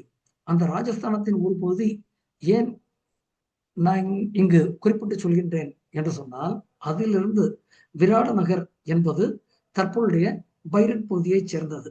அதாவது பெரார் டிஸ்ட்ரிக்ட் ஆஃப் ராஜஸ்தான் என்பதாக ஒரு தகவல் உண்டு. ஒரு புறம் துவைதவனம் ஹரியானா குருட்சேத்திர பகுதி என்ற குறிப்பை நாம் கொண்டு செல்வோம் என்று சொன்னால், அங்கிருந்து, அதாவது அந்த துவைதவன பகுதியிலிருந்து விராட நகருக்கு தற்பொழுதைய கால அடிப்படையிலே 350 கிலோமீட்டர் தூரங்கள். நிச்சயமாக இவர்கள் ஓரிரவில் அந்த இடத்தை அடைந்திருக்க வாய்ப்பு என்பது இல்லை. ஆனால் கிடைத்திருக்கக்கூடிய அடுத்த குறிப்பை வைத்து பார்த்தோம் என்று சொன்னால், ராஜஸ்தானின் ஆழ்வார் மற்றும் ஜெய்ப்பூர் பகுதிகள் என்பதாக சொல்கின்றனர். இவ்வாறாக நாம் அதை கொண்டோம் என்று சொன்னால், இந்த ஆழ்வார் ஜெய்ப்பூர் பகுதியிலிருந்து இந்த விராட தேசத்திற்கு இருக்கக்கூடிய தூரம் கிட்டத்தட்ட 60 கிலோமீட்டர் தூரம். இந்த 60 கிலோமீட்டர் தூரத்தை பாண்டவர்கள் எப்படி கடந்தார்கள் என்பது மகாபாரதம் சொல்கின்றது. சற்றே அந்த குறிப்பை நாம் தொட்டு விட்டு தௌமியருடைய அறிவுரைக்குள் செல்வோம். அதாவது தசார்ஷண தேசம். தசார்ஷண தேசம் என்பது தற்பொழுதைய வடக்கு மால்வா பகுதி, மத்திய பிரதேசம். அதற்கு சற்று வடக்காக தற்பொழுதைய வைதீஷ நகரம், அதாவது மத்திய பிரதேசம். அதன் பின்பு பாஞ்சால தேசத்தின் தெற்காக தற்பொழுதைய உத்தரகண்ட் த்ரூ சுசர்ண தேசம், அதாவது தற்பொழுதைய மதுரா யூபியின் பிரெஞ்சு பகுதி. அதன் பின் யமுனையுடைய தெற்கு பகுதி. அங்கிருந்து மேற்காக சென்றால் மத்சே தேசம் என்பதாக மகாபாரதம் சொல்கின்றது. ஏன் இவ்வளவு குறிப்பு என்று சொன்னால், ஏதோ ஒருவர் கதை எழுதினார் என்பது அல்ல. எது நடந்ததோ அதை அப்படியே அவர்கள் பதிவு செய்தார்கள் என்பதற்கு பற்பல சான்றுகள் இதுவும் கூட நம்மிடம் உண்டு, நம்முடைய சிந்தனைக்கு என்பதற்காக நான் இதை இங்கு பகர்ந்தேன். நமது சிந்தனைக்கு பாண்டவர்கள் 12ஆம் ஆண்டின் இறுதி பகுதியில் வசித்தது ஆழ்வார் ஜெய்ப்பூர் பகுதி என்று கொண்டு 60 கிலோமீட்டர் தொலைவே உள்ள விராட நகர் செல்வதற்கு உண்டான திட்ட நடவடிக்கைகளை செய்தது பற்றி நாம் சிந்திப்போம். பாண்டவர்கள் ஒவ்வொரு குணாதிசயங்களையும் பாண்டவ பிரவேச பருவம் அதி அற்புதமாக பட்டியலிட்டு சொல்கின்றது. தர்மர் தன்னை பற்றி அனைத்தும் முழுதாக அறிந்தவர். அது மட்டுமல்ல, தன்னுடைய தம்பியர்களின் நிலைகளை பற்றியும் தர்மபுத்திரர் முற்றிலும் அறிந்தவர். அவரவர் நிலை மாறாமல் அவரவரது குணாதிசயங்களை எந்த இடத்திலும் விட்டு கொடுக்காமல், ஒரு ஆமையானது எப்படி தன்னுடைய ஓட்டினுள் தன்னை மறைத்து தன்னை காப்பாற்றிக் கொள்கின்றதோ அதுபோல அவரவர் பிறந்தது முதல் உடன் கொண்டிருக்கக்கூடிய அனைத்து பழக்க வழக்கங்களையும் மற்றவர் எவரும் அறியாமல் ஓராண்டு காலம் தங்களுக்குள்ளே மறைத்து தன்னுடைய அந்த குரு வம்சத்தின் பெயரும் கெடாமல் வாழ வேண்டும், யாரும் அறியாமலும் வாழ்ந்தே ஆக வேண்டும். தர்மரின் நிலையை நன்கு உணர்ந்த தம்பிகள், எப்பேற்பட்ட தர்மர், மீண்டும் ஒரு முறை அதை சொல்வதிலே தவறில்லை, ராஜசூய யாகம் செய்து பகைவர் இல்லை என்று பார் சொல்ல பற்பல ராஜாக்கள் கப்பம் கட்ட உலகனைத்தும் ஆண்ட அதி பெரும் சக்கரவர்த்தி. இன்றைய நிலை மறுநாள் முதல் ஓராண்டு காலம் வரை அவரை யாரும் தர்மர் என்று கண்டுகொள்ளவே கூடாது. அப்படி ஒரு வாழ்வு என்று சொன்னால் அவர் தன் நிலை மாறாமல் ஒரு வேடம் ஏற்றே ஆக வேண்டும். எப்படிப்பட்ட ஒரு வேடம்? அர்ஜுனன் தர்மரது குணநலன்கள் அனைத்தையும் எடுத்து சொல்லி, எப்படி தர்மரே, நீர் மற்றவரிடத்தில் அடிமை தொழில் செய்து உங்களை மறைத்து கொண்டு வாழ முடியும், அந்த கஷ்டம் நீங்குவதற்கு வழி என்ற ஒன்று ஏதேனும் நமக்கு உண்டா என்று கேட்க, யுதிஷ்டிரர் தனது மனத்தை மெதுவாக திறக்கின்றார். தம்பியரே, நான் விராடராஜனிடம் என்னை கங்கன் என்று சொல்லி அறிமுகம் செய்து கொள்வேன். எனக்கு ஜோதிடம் தெரியும், பக்ஷி சகுனங்கள் தெரியும், நிமித்தங்கள் பற்றிய விஷயங்கள் அனைத்தும் நான் அறிவேன். இவை அனைத்திலும் நான் வல்லவன் என்று என்னை அறிமுகம் செய்து கொள்வேன். அது மட்டுமல்ல, எனக்கு வேதங்கள் தெரியும், சாஸ்திரங்கள் தெரியும், நீதி சாஸ்திரத்திலே நான் நிபுணன் என்று விராடத்தில் என்னை பற்றி சொல்வேன். சூதாட்டத்தில் தேர்ச்சி பெற்றவன் என்று சொல்வேன். அது மட்டுமல்ல, தர்மபுத்தருடைய மறைக்க முடியாத ஒரு குணம் இந்த இடத்திலே அவர் வாயாலே சொல்லப்படுகின்றது. என்னிடம் வைரம், தங்கம், தந்தம், ஸ்பட்டிகம், வெள்ளி முதலியவற்றால் ஆன பாய்ச்சிகைகள் பல உள்ளன. அது மட்டுமல்ல, மரகதத்தால் செய்யப்பட்ட பாய்ச்சிகைகளும் கூட என்னிடத்துல உண்டு. அவற்றை தொடுபவர்களுக்கே கழிப்பு உண்டாகிவிடும் என்று சொல்கின்றார். சன்னியாசியாக மாறி விராடனுக்கு மிக பிரியமான வார்த்தைகள் சொல்லி மகிழ்விப்பேன். நான் யார் என்று விராடன் கேட்டால், யுதிஷ்டிரனுக்கு உயிர் தோழனாக இருந்தேன் என்று சொல்கின்றார் தர்மபுத்திரர். எத்தகையதொரு தேர்வு! மன்னனும் வணங்கக்கூடிய ஒரு வேடம், தர்மரின் குணநலன்களுக்கு ஒத்ததாய் ஒரு வேடம், குறிப்பாய் அவருடைய அசைக்காய் மறைவு வாழ்க்கையிலும் கூட சூதுக்காய்களை தொடுவதற்கு ஒரு அற்புத வாய்ப்பு. அதனை அடுத்து பீமனை பற்றிய குணநலன்களும் அவன் மறைந்து வாழ வேண்டிய விதங்கள் பற்றியும் ஒரு விவாதம் தொடர்கின்றது. தர்மபுத்திரர் பீமனை பார்த்து சொல்கின்றார், பீமனே, நீ மிகவும் கோபம் மிக்கவன், யாரிடமும் பணிந்து பணி செய்து அறிந்திராதவன். திரௌபதி மலர் ஒன்று கேட்க அந்த ஒரு மலருக்காய் கந்தமாதன பருவம் சென்றாய். அங்கிருந்த யக்ஷ ராட்சதர்களுடன் நீ போர் புரிந்தாய், குபேரன் அருளால் மீண்டும் வந்தாய். ஏகச்சக்கர நகரத்திலே பகாசுரனை நீ கொன்றாய். கிம்பீர வனத்திலே கிடிம்பனும் மாண்டான், கிம்பீரனும் வந்தான். பகாசுரன் மறைந்ததற்கு பின்பு, அசுரர்கள் மறைந்த பின்பு அப்பகுதி மக்கள் வேண்டுமானாலும் சற்று மகிழ்வுடன் வாழ்ந்திருக்கலாம். ஆனால் இதை நீ செய்தாய் என்பது அனைவரும் அறிவார்களே. நீ எப்படித்தான் உன்னுடைய கோபத்தை அடக்கி விராட மன்னனிடம் நீ பணி செய்வாய் என்று கேட்க, தர்மனுடைய கேள்விகளுக்கு பீமன் பதில் சொல்ல தொடங்குகின்றான். தர்மபுத்திரரே, எவன் ஒருவனுக்கு அதிகமாக கோபம் வரும் என்று கேட்டால், ஒரு சமையல் கட்டிலே சமையல் செய்பவனுக்கு இயற்கையாகவே கோபம் அதிகமாக வரும். அதனாலே என்னுடைய குணத்திலிருந்து மாறாமல் இருக்கும் பொருட்டு நான் சமையல் கலை வல்லுநராக நான் விராடனுடைய அரண்மனையிலே பணிபுரிய துவங்குவேன். வல்லன் என்று பெயர் கொள்வேன். பல விதமான பருப்பு வகைகளிலே சமையல் செய்வேன். மன்னன் அதுவரை உண்டிராத உணவுகளை எல்லாம் நான் மன்னனுக்கு கொடுத்து மன்னனை மகிழ்விப்பேன். காட்டிலே பற்பல விதமான மரங்களை சுக்குநூறாக வெட்டி 100 கொண்டு வந்து சமையல் அறையில் வைத்திருப்பேன். அதாவது மரத்திற்கும் பீமனுக்கும் உண்டான தொடர்பு. மரத்தை விட்டு பீமனால் ஒரு காலம் பிரிந்திருக்க முடியாத நிலை. அதனால் சொல்கின்றான், காடு செல்வேன், மரம் பார்ப்பேன், மரத்தை பிடுங்கி விறகிற்காய் அதை உபயோகிப்பேன் என்று. அது மட்டுமல்ல, மல்யுத்தத்திலே பீமன் வீரன் மல்யுத்த தளத்திலே மன்னனை அண்டி பிழைக்கக்கூடிய பற்பலரை நான் மல்யுத்தத்திற்கு அழைப்பேன். அவர்களை வென்று மன்னனுக்கு மகிழ்ச்சி ஊட்டுவேன். தர்மபுத்திரரே, இவ்வாறு பற்பல வீர செயல்கள் செய்யக்கூடிய என்னை கண்டு நிச்சயமாக மன்னன் என்னை அலட்சியப்படுத்த மாட்டான், ஏற்றுக்கொள்வான். அது மட்டுமல்ல, எருமையோ காளையோ சிங்கமோ புலியோ கரடியோ போகட்டும், 60 வயதான யானையாக இருந்தாலும் சரி, அதை பிடித்து தடுத்து நிறுத்துவேன். இவற்றையெல்லாம் கண்டால் நிச்சயமாக மன்னன் மனம் மகிழ்ந்து என்னை உடன் வைத்துக் கொள்வான். ஒரே லட்சியம், என்னுடைய குணாதிசயங்களால் மன்னனை மகிழ்விப்பது. ஓராண்டு காலம் அங்கு சமையல்காரனாகவே இருந்தாலும் கூட யாராலும் என்னை கண்டுபிடிக்க முடியாமல் நடந்து கொள்வது, இது என்னால் முடியும் என்று பீமன் சொல்ல, அடுத்தபடியாக அர்ஜுனனை பற்றி விவாதம் தொடர்கின்றது. அர்ஜுனனே, தர்மபுத்திரர் சொல்கின்றார், அர்ஜுனன் மேல் சற்று பிரியம் நிச்சயமாக இருந்திருக்க வேண்டும் தர்மபுத்திரருக்கு.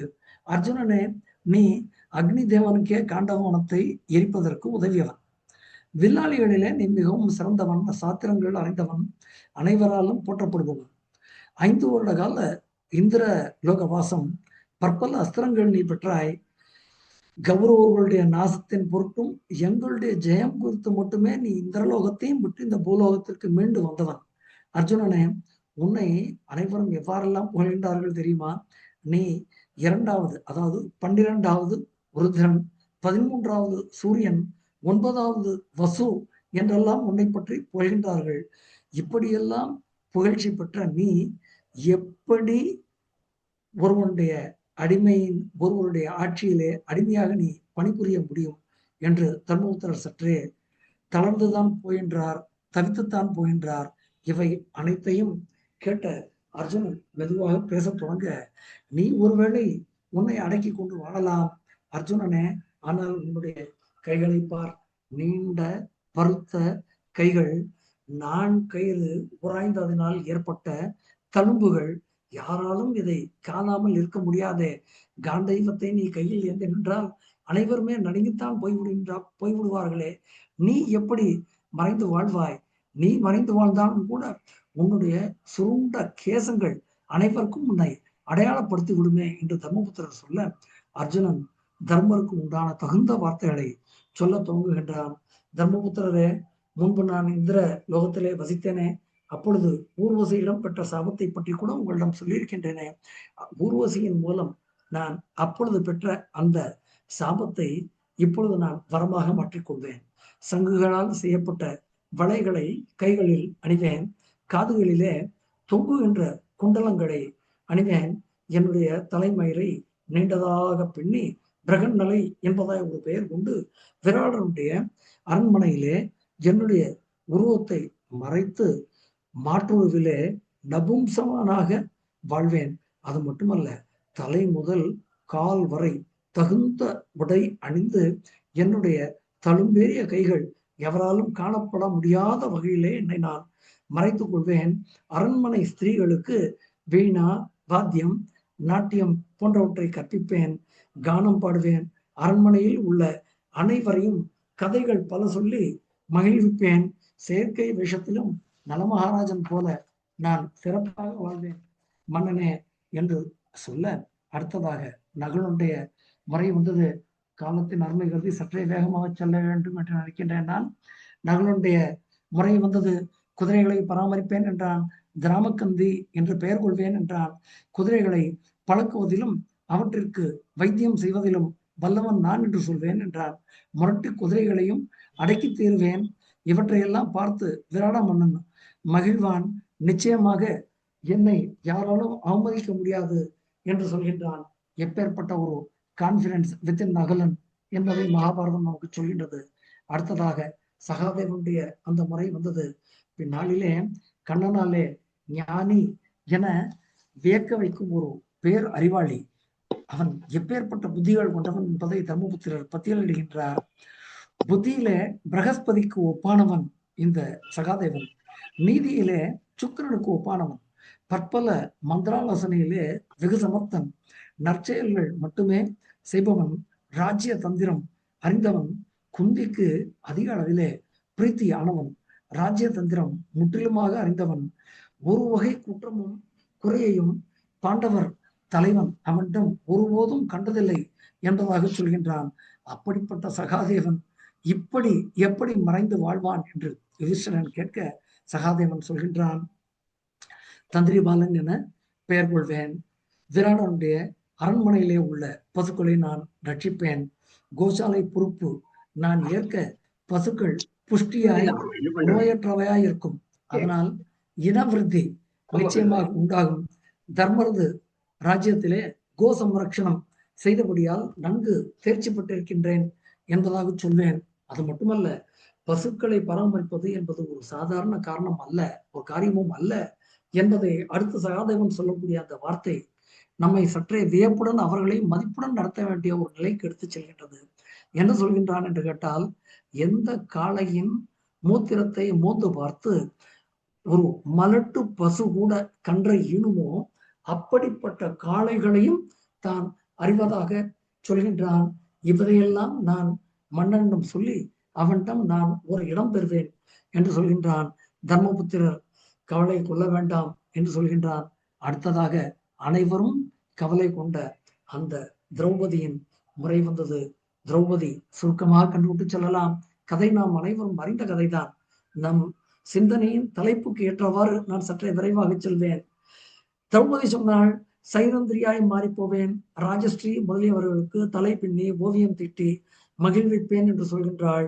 யுதிஷ்டிரர் அரண்மனையில் திரௌபதி ஊதியம் செய்து கொண்டிருப்பதாய், திரௌபதிக்காய் முன்பு ஊதியம் செய்து கொண்டிருப்பேன் என்று சொல்லி இந்த அரண்மனையிலே ஒரு இடம் பெற்று விடுவேன் மன்னவனே.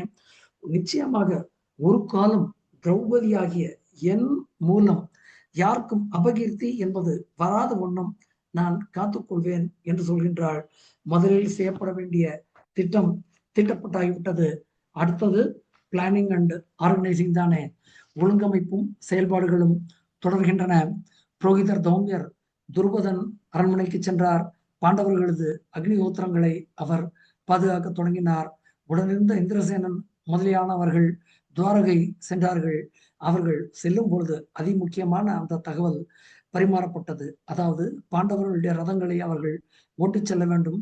வெறும் ரதத்தை காணக்கூடிய எவரேனும் பாண்டவர்கள் எங்கே என்று கேட்டால், துவைதவனத்திலிருந்து நடுநிசையில் தங்களையும் உடனிருந்த அந்தணர்களையும் பரிச்சாரர்களையும் சிப்பந்திகளையும் விட்டுவிட்டு பாண்டவர்கள் எங்கோ சென்று விட்டார்கள். அவர்களை நாங்கள் எல்லாம் சுற்றுப்புறங்களில் தேடினோம், எங்கு தேடியும் அவர்கள் கிடைக்கவில்லை என்பதாக சொல்ல வேண்டும். இவ்வாறெல்லாம் அடுத்தடுத்து ஒன்றன் ஒன்றாக திட்டங்கள் நிறைவேற்றப்பட்டன. தர்மங்கள் திட்டங்கள் தொடங்கிய உடனே தௌமியரிடம் சென்று அனுமதி வேண்ட தௌமியர் அறிவுரைகள் பல தருகின்றார். பற்பல விதமான அறிவுரைகள். ராஜசூய யாகம் செய்ய விரும்பிய யுதிஷ்டிரனுக்கு நாரதர் பல ராஜ்ய தர்மங்கள் சொன்னார் என்பதை நாம் முன்பு கண்டோம். ஆனால் இப்போதோ தர்மர் அடுத்த அரசன் அரண்மனையிலே ஆபத்து இல்லாமல் வாழ வேண்டும் என்று சொன்னால் எப்படி நடந்து கொள்ள வேண்டும் என்று பாராண்ட மன்னன், ராஜசூய யாகம் செய்த மன்னனுக்கு அறிவுரைகள் வழங்குகின்றார். எப்பேற்பட்ட அறிவுரைகள்! நம் நிலை மாறி ஒருவேளை நாம் வாழ வேண்டி வந்தால் இந்த அறிவுரைகள் சற்றே பலனளிக்கும் என்பதனால் நாமும் அவற்றை சற்றே கண்டுவிட்டு சொல்லுவோம். இந்த அறிவுரைகள் நமக்கும் ஓரளவுக்கு உபயோகமாக இருக்கலாம். இவற்றை பற்றி பார்ப்பதற்கு முன்பு ஆரம்ப காலத்திலே நாரதர் சொன்ன சில அறிவுரைகளுக்கும் உண்டான ஒப்பீடு செய்வதும் சற்றே பொருத்தமாக இருக்கும். நாரதர் ராஜ்ய பரிபாலனம் செய்து கொண்டிருந்த தர்மபுத்திரர் ராஜசூய யாகம் செய்ய வேண்டும் என்று நினைக்கும் பொழுது கேட்கக்கூடிய கேள்விகள்: ராஜ்ய காரியங்கள் சரியாக நடக்கின்றனவா? உன் மனம் தர்மத்தில் விருப்பமாக இருக்கின்றதா? நீ எண்ணியது தடைப்படாமல் செய்து முடிக்கப்படுகின்றதா? அறத்தினால் பொருளையும் பொருளினால் அறத்தையும் சம்பாதிக்கின்றாயா?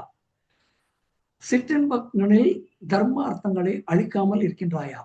ராஜ்ய பரிபாலனம் செய்வதற்கே உண்டான 6 குணங்களுடன் கூடிய உபாயங்களை பரிசீலித்து பார்க்கின்றாயா? உன் பலத்தையும் பிறர் பலத்தையும் நன்கு ஆராய்ந்து பலவான்களுடன் சந்தி செய்து கொள்கின்றாயா? ராஜ்யத்தின் அங்கங்களான தலைவன், அமைச்சன், துணைவன், பொக்கிஷம், தேசம், கோட்டை, படை ஆகிய 7ஐயும் கெடுக்காமல் இருக்கின்றாயா? நீயும் உன் அமைச்சர்களும் செய்த மந்திர ஆலோசனையை வெளிப்படுத்தாமல் இருக்கின்றீர்களா? நண்பர், பகைவர், மத்தியஸ்தர் என்ன செய்கிறார்கள் என்பதை நீ தெரிந்து கொண்டிருக்கின்றாயா? உன் வயதிலே உன்னை விட அனுபவத்தில் முதிர்ந்தவர்கள், உனக்கு சமமானவர்கள், பொருளாசை அற்றவர்களாக பல சோதனைகளால் தெரிந்து கொள்ளப்பட்டவர்களாகவும், உனக்கு புத்தி சொல்லத்தக்கவர்களாகவும், உன்னிடம் அன்பு உள்ளவர்களாகவும், மேற்குலத்தில் பிறந்தவர்களாகவும் இருக்கக்கூடியவர்களை நீ மந்திரியாக நியமிக்கின்றாயா? அவர்கள் எல்லாம் சாஸ்திரங்கள் அறிந்த அமைச்சர்களாக உன்னுடைய ராஜ்யத்தை காக்கின்றார்களா? பலருடன் சேர்ந்தும் மந்திராலோசனை பண்ணாமல் இருக்கின்றாயா? தூக்கத்திற்கு வசமாகாமல் இருக்கின்றாயா? காரியங்களின் கௌரவத்தை அறிந்து அவற்றை பின்னிரவுகளில் சிந்திக்கின்றாயா? இப்படி பற்பல நீ செய்யும் காரியங்களை அந்த காரியங்கள் முடிந்த பிறகோ அல்லது முடியும் தருணத்திலே மட்டும்தான் மற்றவர் அறிகின்றனரா? முடியாதவற்றை ஒருவேளை ஒருவரும் அறியாமல் நீ பாதுகாத்து வருகின்றாயா? இந்த ஒரே ஒரு அறிவுரையானதுதான் தர்மபுத்திரருக்கு ஓராண்டு காலம் அஞ்ஞாதவம் செய்வதற்கு உண்டான அந்த ஆலோசனைகளை இறுதி நாள் வரை நிறுத்தி வைத்தது என்பதை நாம் அறிந்து கொள்ள வேண்டும். வித்தைகளை பயின்று அறிவில் தேர்ந்தவர்களை அவரவர் குணங்களுக்கு தக்கபடி திரவியம் கொடுத்து கௌரவிக்கின்றாயா? அதிர்ஷ்டவசமாக காலம் நேர்ந்த போது பின்பலத்தையும் மூலபலத்தையும் உன் உற்சாகத்தையும் எதிரியின் தோல்வியையும் தெரிந்து கொண்டு யுத்தத்திற்கு புறப்படுகின்றாயா? முதலில் உன் படை வீரர்களுக்கு பணத்தை கொடுத்து பிறகு பிற நாட்டு தலைவர்களுக்கு அவரவர்களுக்கு தக்கபடி விலையுயர்ந்த பொருள்களை ரகசியமாக கொடுக்கின்றாயா? இவ்வாறெல்லாம் பற்பல விதமான ஆலோசனைகள் ராஜசூயம் செய்வதற்கு முன்பாக இருந்த தர்மபுத்திரருக்கு வழங்கப்பட்டது என்று சொன்னால், இந்த நேரத்திலே அவர் பெறக்கூடிய அந்த அறிவுரைகள் சற்றே வித்தியாசமானவை. பாண்டவர்கள், தர்மபுத்திரரே, அயல் நாட்டிற்கு சென்று ராஜகிரகத்திலே வசிப்பவன் ஆபத்தை அடையாமல் இருக்க வேண்டும் என்று சொன்னால் அதற்கு தேவையான உபாயங்கள் ஒன்றிரண்டல்ல, பற்பலவைகள் செய்யப்பட வேண்டும். குரு மன்னவர்களின் அரண்மனையில் பிறந்த ஒருவன் கௌரவிக்கப்படாமல் 1 வருட காலம் மறைந்து வாசம் செய்வது என்பது மிகவும் கடினம். அரசனை பார்ப்பதற்கு உள்ளே வரலாமா என்று கேட்டு அவன் அனுமதித்த பிறகுதான் நீ அவனை சென்று பார்க்க வேண்டும்.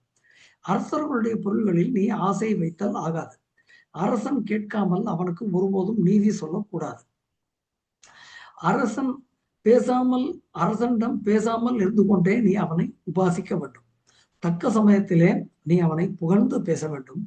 பொய் பேசுகிறவர்களிடம் அரசன் அன்பு வைக்க மாட்டான். அதனால் பொய் சொல்கிற மந்திரியை அரசன் அவமதிப்பான். நீ அந்த நேரத்திலே எந்த நேரத்திலும் பொய் என்பது சொல்லக்கூடாது. காரியத்தை செய்ய வேண்டும். காரியத்தை செய்து பழகிறவனுக்கு ஒருபோதும் கெடுதல் என்பது ஏற்படாது. பாண்டவர்களே, உங்களுக்காக மேலும் அறிவுரைகள் சொல்கின்றேன் என்று சொல்லி மீண்டும் சொல்கின்றார். அரசனால் கௌரவிக்கப்பட்ட புருஷன் வரம்பு கடந்து செல்லக்கூடாது. பண்டிதர்கள் உலகத்தில் அவனுக்கு உரிய மரியாதையைத்தான் விவகாரம் என்று சொல்கின்றார்கள். அரசர்கள் தமது மகனானாலும் பேரனானாலும் சகோதரன் ஆனாலும் வரம்பு மீறி நடந்தால் அவனை புகழ மாட்டார்கள். அவர்களது குணம் அப்படி என்று சொன்னால், நீங்கள் எல்லாம் ஏதோ ஒரு நாள் ஊர் சென்று 365 நாட்கள் இருக்க வேண்டும் என்று சொன்னால் எப்படி இருக்க வேண்டும் என்பதை பற்றி மேலும் மேலும் சொல்கின்றார். எந்த இடத்திலே எப்படி அமர வேண்டும் என்பதற்கு கூட சில குறிப்பு. எந்த ஆசனத்தை பிறர் விரும்ப மாட்டார்களோ அந்த ஆசனத்தையே நீங்கள் விரும்ப வேண்டும். அரண்மனையில் வசிக்கிறவன் எந்த ஆசனத்தில் உட்கார்ந்தால் மிக பலவானான ஒருவனுடைய மனம் வருந்தாதோ அந்த ஆசனத்திற்குத்தான் நீங்கள் எல்லாம் ஆசைப்பட வேண்டும். சில இடங்களிலே உட்கார்ந்தால் அவனை அரசன் சந்தேகிப்பான். இவன் துஷ்டகாரியம் செய்பவன் என்றும் மற்றவர் சந்தேகிக்கக்கூடிய இடங்களில் ஒருபொழுதும் நீங்கள் அமரக்கூடாது. இஷ்டப்படி இருக்கலாம் என்று நினைக்கக்கூடாது. அரசனிடம் செல்லும் போது அவனுடைய இடப்பக்கத்திலாவது வலப்பக்கத்திலாவது வினயமுடன் நிற்க வேண்டும். அரசனுக்கு முன்புறத்திலோ பின்புறத்திலோ நிற்கக்கூடாது. அரசனுக்கு பின்புறத்தில் இருக்கக்கூடிய இடம் அவனை காப்பாற்றும் ஆயுத பாணிகளுக்கு, அதாவது அரசனுடைய மெய்காப்பாளர்களுக்கு என்று உண்டான இடம். அந்த இடத்திற்கு நீங்கள் ஒருபொழுதும் செல்லக்கூடாது. மனிதர்களை வசப்படுத்துவதற்காக தாய் தகப்பன் வம்சத்தில் உள்ள பிரசித்தி பெற்ற புருஷர்களுடைய திருநாமத்தை சொல்லி அவர்களுக்கும் தனக்கும் உள்ள சம்பந்தத்தை எப்பொழுதும் சொல்லிக்கொண்டே இருக்க வேண்டும். இவ்வாறாக பற்பல விதமான அறிவுரைகள் தொடர்ந்து கொண்டே இருக்கின்றன. இந்த பகுதியிலே நாம் இத்துடன் இந்த அறிவுரை பகுதியை இத்துடன் நிறைவு செய்துவிட்டு பின்னொரு காலத்திலே விரிவாக இதை பற்றி சிந்திக்கலாம். அறிவுரை: பல பெற்ற பாண்டவர்கள் மத்ய தேசத்தை அடைந்தார்கள். தௌமியர் தனது அக்னிஹோத்திரங்கள் செய்து கொண்டு யாருக்கும் தெரியாமல் வாழ்ந்தார் என்று சொல்கின்றது மகாபாரதம். திரௌபதி நடக்க சக்தியற்றவள் ஆகி போனாள். அர்ஜுனன் அவளை சுமந்து கொண்டு சென்றதும் விராட எல்லையை பாண்டவர்கள் அடைந்ததும் அந்த யாத்திரையின் ஹைலைட் என்று நாம் வைத்துக் கொள்ளலாம். ஒவ்வொரு அடியும் ஒவ்வொரு நாளும் பாண்டவர்கள் அனைவரும் எச்சரிக்கையாக இருக்க வேண்டிய அந்த நிலை அன்று முதல் அவர்களுக்கு தொடங்கியது. இப்போதெல்லாம் நிறுவனங்களிலே ஒரு சங்கேத ஒலியும் எமர்ஜென்சி அசம்பிளிங் பாயிண்ட் அல்லது எமர்ஜென்சி மீட்டிங் பாயிண்ட் என்பதாக ஒன்றை பற்றி கேள்விப்படுகின்றோமே, ஒரு சங்கேத ஒலியும் அதை தொடர்ந்து கூடக்கூடிய இடமும். அதுபோலவே பாண்டவர்களும் ஆலோசித்தார்கள். ஆபத்து காலங்களிலே ஒருவரை மற்றொருவர் அழைப்பதற்கோ மற்றொருவர் ஒருவரை அழைப்பதற்கோ வெவ்வேறு விதமாக பெயர்கள் வைத்துக் கொண்டார்கள். தர்மர் ஜெயன் என்று பெயர் கொண்டார், பீமன் ஜெயேசன் என்று பெயர் கொண்டான், அர்ஜுனன் விஜயன் என்று பெயர் கொண்டான், நகுலன் ஜெயசேனனாக மாறிப்போனான், சகாதேவன் ஜெயன் பாலனாக ஆகி போனான். சங்கேத பெயர்கள் வைத்தாயிற்று.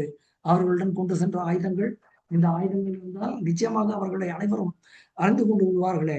ஆயுதங்களை எங்கே வைப்பது, எப்படி வைப்பது, அதற்குண்டான சிந்தனை தொடர்கின்றது. 12ஆம் ஆண்டு காலத்தின் இறுதி நாளிலே நடக்கக்கூடிய விஷயங்கள், அதன் மறுநாளிலே பாண்டவர்கள் விராட தேச எல்லையில் இருக்கும் பொழுது தீட்டப்படக்கூடிய திட்டங்களை எல்லாம் அனைவருமாக கலந்து ஆலோசிக்க மயானத்திற்கு அருகே ஒதுக்குப்புறமாய் நிறைந்த கிளைகள் இருக்கக்கூடிய ஒரு வன்னிமரம், ஒருவராலும் சுலபமாய் ஏறப்பட முடியாத ஒரு வன்னிமரம், நடைபாதையை விட்டு ஒதுங்கி இருக்கக்கூடிய ஒரு மரம். அம்மரத்திலே ஆயுதங்களை தோல், எலும்பு, மயிர் முதலியவற்றால் மூடி மனித உருவம் போல செய்து அதனுள்ளே ஆயுதங்கள் அனைத்தையும் வைத்து வில்லின் 4 கயிற்றினால் கட்டி சுருக்கிட்டு உயிர் விட்ட ஒரு பிணம் போல தொங்கவிடப்பட வேண்டும். அதன் பின்பு அவர்கள் அனைவரும் நகருக்குள் பிரவேசிக்க வேண்டும். திட்டம் நிறைவேற்ற செயலாக்கப்பட்டது. தர்மர் நகுலனை அழைத்தார். இவை அனைத்தையும் செய்ய சொன்னார். காண்டீவத்தினுடைய நானானது வில்லில் நின்று அகற்றப்பட்டது. அனைவரது விற்களிலிருந்தும் நான்கள் அகற்றப்பட்டன. மகாபாரதம் சொல்கின்றது எவ்வளவு அவர்கள் எச்சரிக்கையாக ஒவ்வொரு அசைவையும் செய்தார்கள் என்று. 30 அங்குலத்திற்கு மேலாக இருக்கக்கூடிய கத்தி முதலியவைகளும் கூட அந்த நான் அவிழ்க்கப்பட்ட வில்லுடன் சேர்த்து வைத்து கட்டப்பட்டன. அருகிலே இருந்த ஒரு பசுவானது இறந்த பசுவின் உடல் இருந்தது. அந்த பசுவின் தோளிலே ஆயுதங்கள் அனைத்தும் சுற்றப்பட்டன. அவிழ்க்கப்பட்ட நாணினால் அவை அனைத்தும் கட்டப்பட்டன. அருகில் இருந்த ஒரு பிணம் இருந்தது. அந்த பிணத்தையும் இருந்த பசுவின் தோளினால் கட்டப்பட்ட அந்த மூட்டையுடன் சேர்த்து கட்டினார்கள். அந்த இலக்கை மரத்தின் கிளையின் மேல் ஒரு இலக்கு நிர்ணயிக்கப்பட்டு அந்த இடத்துல சகாதேவனால் அந்த பானங்கள், அவனுடைய கையில இருந்த விற்கள் மற்றும் ஆயுதங்கள் அவை அனைத்துமாக சேர்ந்து ஒரு பிணம் போல தொங்கவிடப்பட்டது. அவர்கள் அனைவரும் அங்கிருந்து புறப்பட்டார்கள். வழியில் சென்ற இடையரிடம், மாடு மேய்ப்பவர்களிடம், ஆடு மேய்ப்பவர்களிடம் அனைவரிடமே மெதுவாக சொல்ல தொடங்கினார்கள். இந்த எங்களுடைய குல வழக்கத்தின்படி கிட்டத்தட்ட 185 ஆண்டு காலங்கள் வாழ்ந்த தன்னுடைய வம்சத்தவரை தீயிலிட்டு கொளுத்துவது என்பது இல்லை. அதனால் மரத்திலே இவ்வாறு நாங்கள் தொங்க விடுவோம் என்பதாக சொல்ல வேண்டும் என்று ஒருவருக்கு ஒருவர் பேசிக்கொண்டார்கள். தர்மபுத்திரர் மட்டும் மெதுவாக அந்த மரத்தை சுற்றி வந்தார், வணங்கினார். தேவதைகள் அனைவரையும் அவர்கள் வணங்க, அவர்கள் அனைவரிடமும் அவர் தர்மபுத்திரர் சொன்னார், எங்களுடைய ஆயுதங்கள் அனைத்தும் உங்களிடம் அடைக்கலமாக தற்பொழுது வைக்கப்பட்டிருக்கின்றன.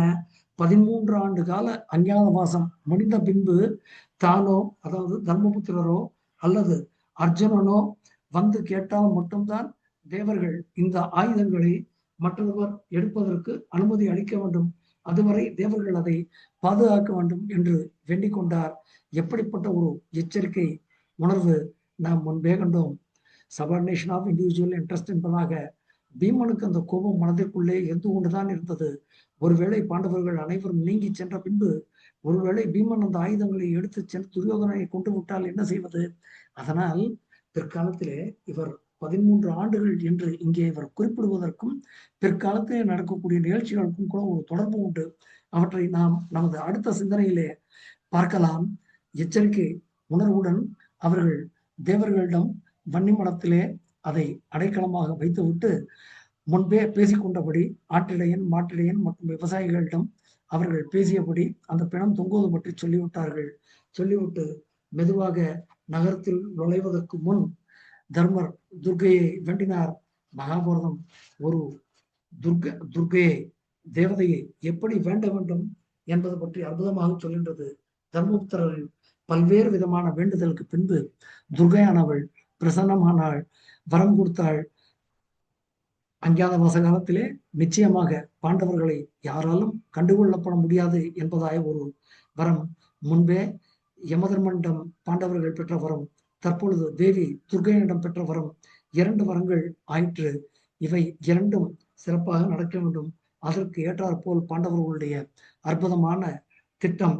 தர்மர் தர்ம தேவதையை நினைக்க யுதிஷ்டரனுக்கு ஒரு அற்புதமான ரூபம் கிட்டியது. எவனமாய் ஒரு ரூபம், தண்ட கமண்டலங்கள், தலைப்பாகை, சிவந்த காஷாய உடை, பாச்சிகைகள் கையில் கொண்டு விராடனுடைய அரண்மனை செல்கின்றார். தர்மபுத்திரர் விராடனை வணங்குகின்றார். விராடன் கங்கனை வணங்கி விவரங்கள் எல்லாம் கேட்க திட்டமிட்டபடி தர்மர் அனைத்தையும் சொல்கின்றார். விராட மன்னனுக்கு ஏனோ தர்மருடைய நிலை கண்டு அதை ஏற்கக்கூடிய நிலையில் இல்லை. ஆனாலும் பற்பல விவாதங்களுக்கு பின்பு தர்மபுத்திரர் சொன்னதை ஏற்று விராடன் தனக்கு ஆலோசகராக, தனக்கு மந்திரியாக, தன்னுடன் இருப்பவனாக தர்மபுத்திரரை ஏற்றுக்கொள்கின்றார். எந்த அளவுக்கு தர்மபுத்திரருடைய மனத்திலே ஒரு தெளிவு இருந்தது என்று சொன்னால், திருக்குறளிலே நாம் கண்டின்றோமே, எண்ணி துணிய கர்மம் துணிதபின் எண்ணுவோம் என்பது இழுக்கு என்பதாக.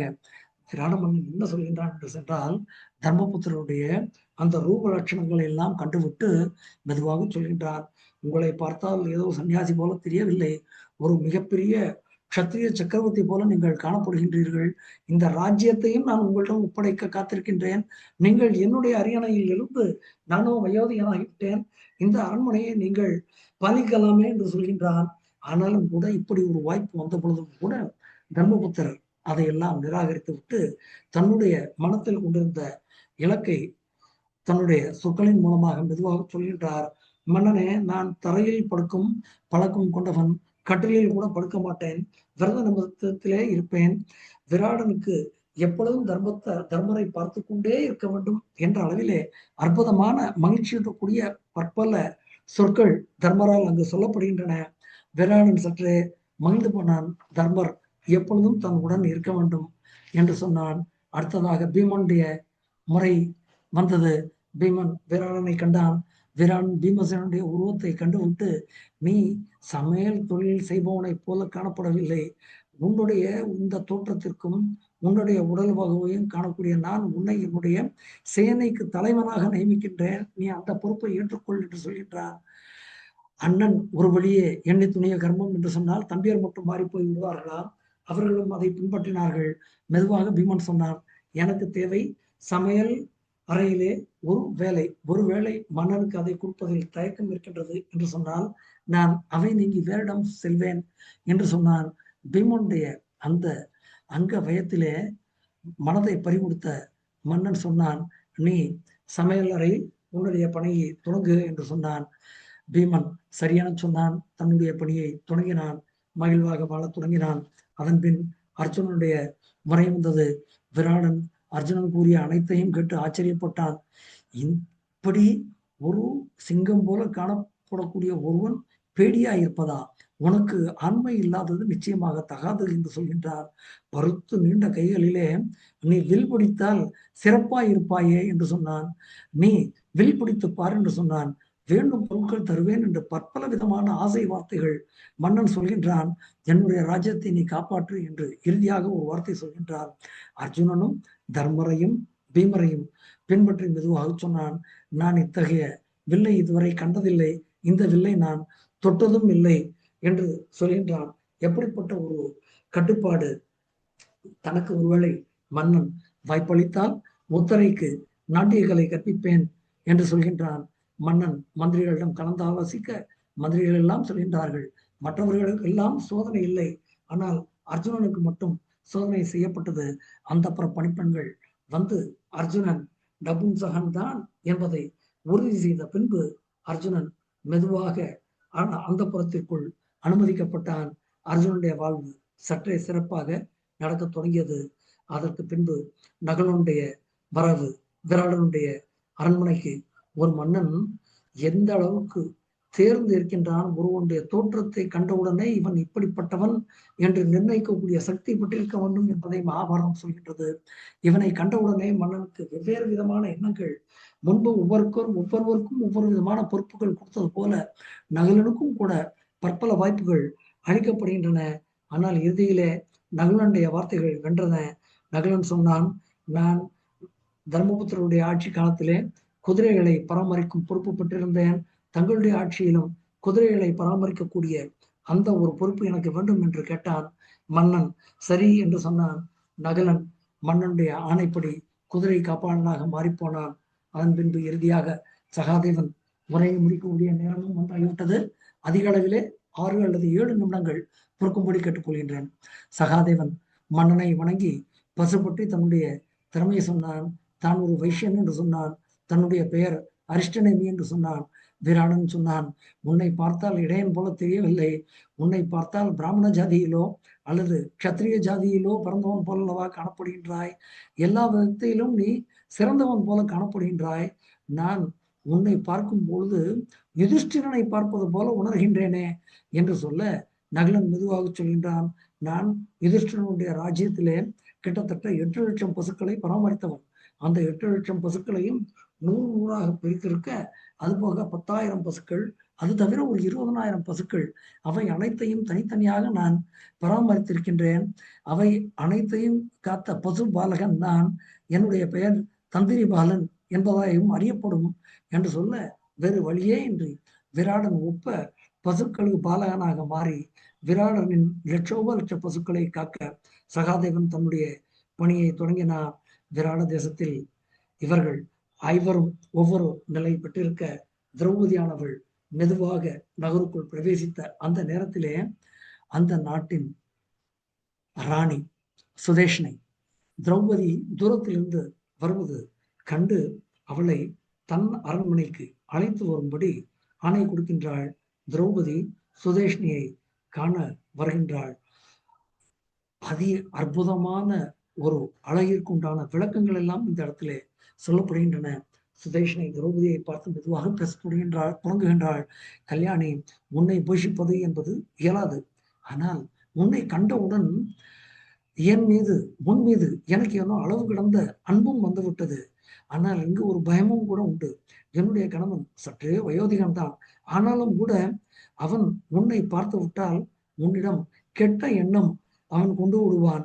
என்னுடன் நீ வசிப்பதில் இப்படி ஒரு பயம் உண்டு கல்யாணியே என்று சொல்ல, திரௌபதியுடைய பேரழகு பற்றி பல்வேறு விதமாய் ஆராய்ந்து அவற்றையெல்லாம் சொல்லிய சுதேஷினியின் சொற்களை கேட்ட திரௌபதி மெதுவாக பேசத் தொடங்குகின்றாள். சுதேஷினியை பார்த்து சொன்னாள், ராணியே, என்னை 5 கந்தர்வர்கள் காக்கின்றார்கள். எந்த ஒருவன் என்னை கெட்ட எண்ணத்துடன் தொட்டாலும் நிச்சயமாக அவர்களால் உலக்கை கொண்டு அடிக்கப்பட்டு அவர்கள் எல்லாம் மாண்டு போய் விடுவார்கள். என்னை காப்பதற்கு கந்தர்வர்கள் இருக்கின்ற ஒரு காரணத்தினால் நீங்கள் எனக்கு அடைக்கலம் தர வேண்டும். 1 ஆண்டு காலம் நான் இங்கே இருப்பேன் என்று சொல்ல, வேறு வழியே இன்றி சுதேஷினி திரௌபதியை தன்னுடைய அரண்மனைக்குள் அனுமதிக்கின்றாள். 1 நாள் அல்ல, 2 நாள் அல்ல, கிட்டத்தட்ட 11 மாதங்கள் அதி அற்புதமாக போக, நமது ஆசிரியர் கதை சொல்லும்போது சொல்வாரே, அந்த ஒரு நாள் என்று, அந்த ஒரு நாள், அந்த ஒரு சோதனை வந்தது. திரௌபதி சபையிலே அனைவரும் பார்த்து கொண்டிருந்த அந்த வேளையிலே ஒருவனால் உதைக்கப்பட்டாள்.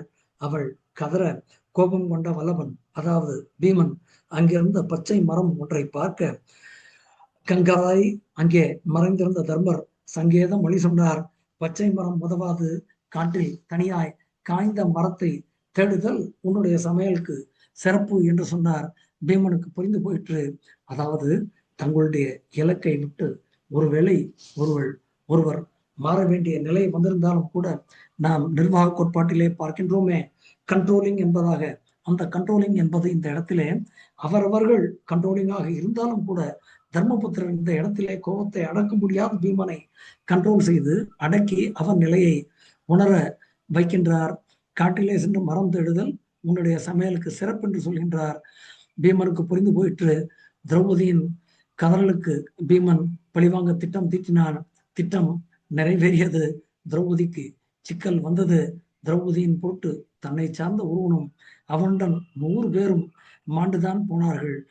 இவர்கள் அனைவரும் மாண்டு போக, அவர்கள் எல்லாம் சுதேஷனைக்கு வேண்டாதவர்களாக இருக்க, சுதேஷனைக்கு கோபம் வந்தது.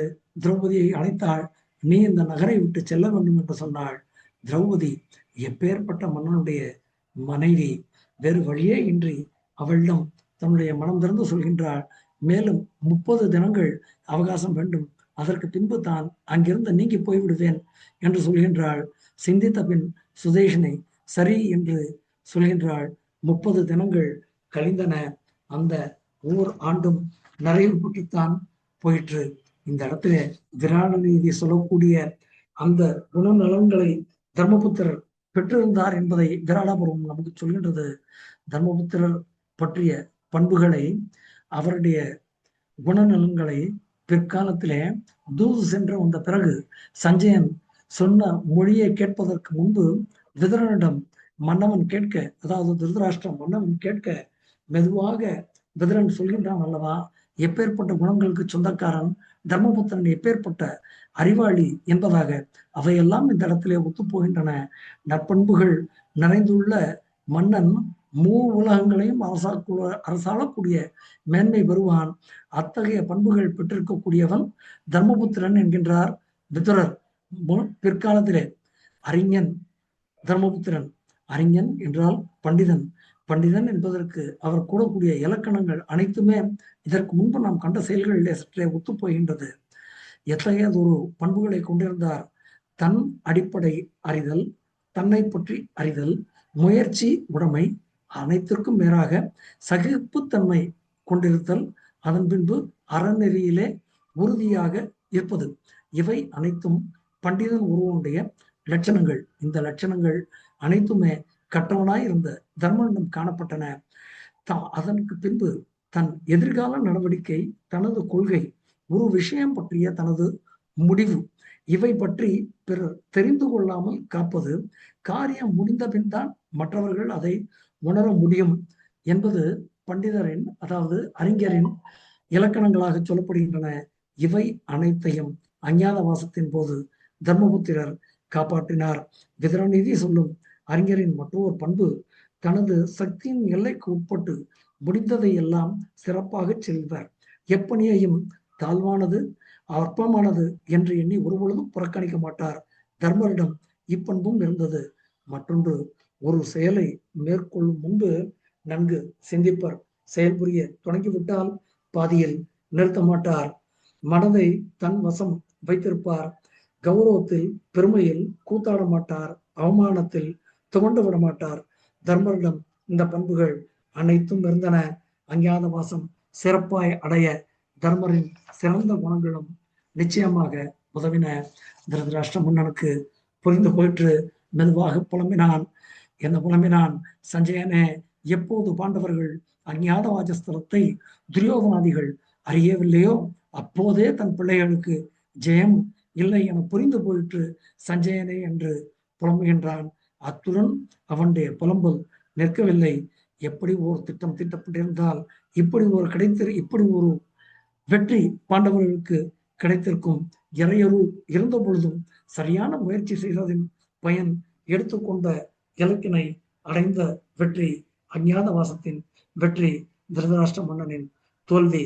அப்பொழுதாவது மன்னன் சற்றே ஆலோசித்திருக்கலாம். அஞ்ஞாத வாசம் முடிந்தது என்பது மன்னனுக்கு தெரிந்தது.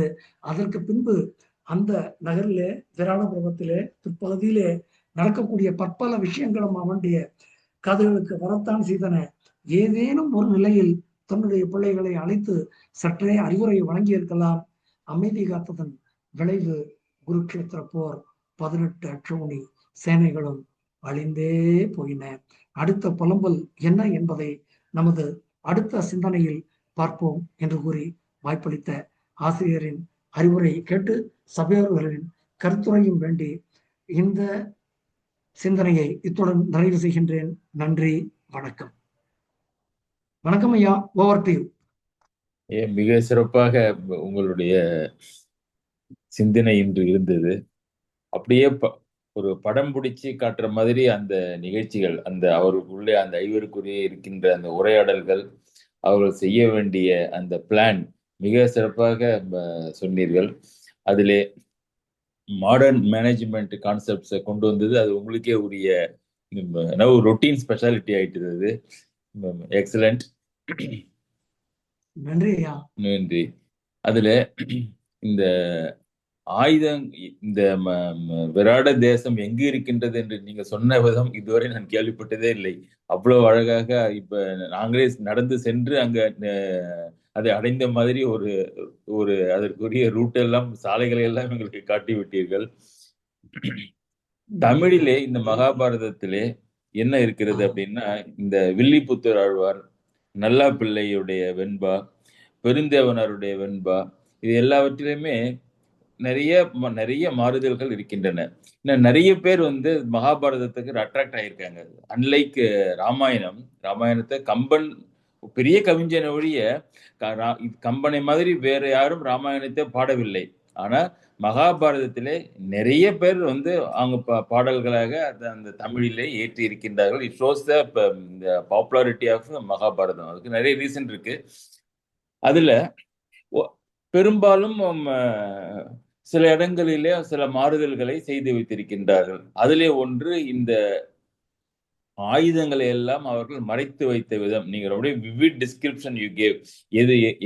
எந்த தோல் எல்லாம் எடுத்து எப்படி அதை மறைத்து அந்த நாணயம் எல்லாம் கட்டிய நாணாலேயே அவற்றை எல்லாம் மீண்டும் கட்டி மரத்திலேயே தொங்க விட்டு, அதெல்லாம் ஒரே மாதிரி தான் இருக்கின்றது. ஆனா இங்க வன்னி மரத்திலே ஒரு பொந்திலே கொண்டு வைக்கின்றார்கள். அதாவது தரையிலே தான் வைக்கின்றார்கள் தமிழிலே இருக்கின்ற பாரதத்திலே. நீங்கள் சொன்ன அந்த வியாசர் பாகத்திலே அதை கட்டி தொங்க விடுறாங்கன்னு நினைக்கிறேன். மேலே கட்டி தொங்க விடுகின்றார்கள்.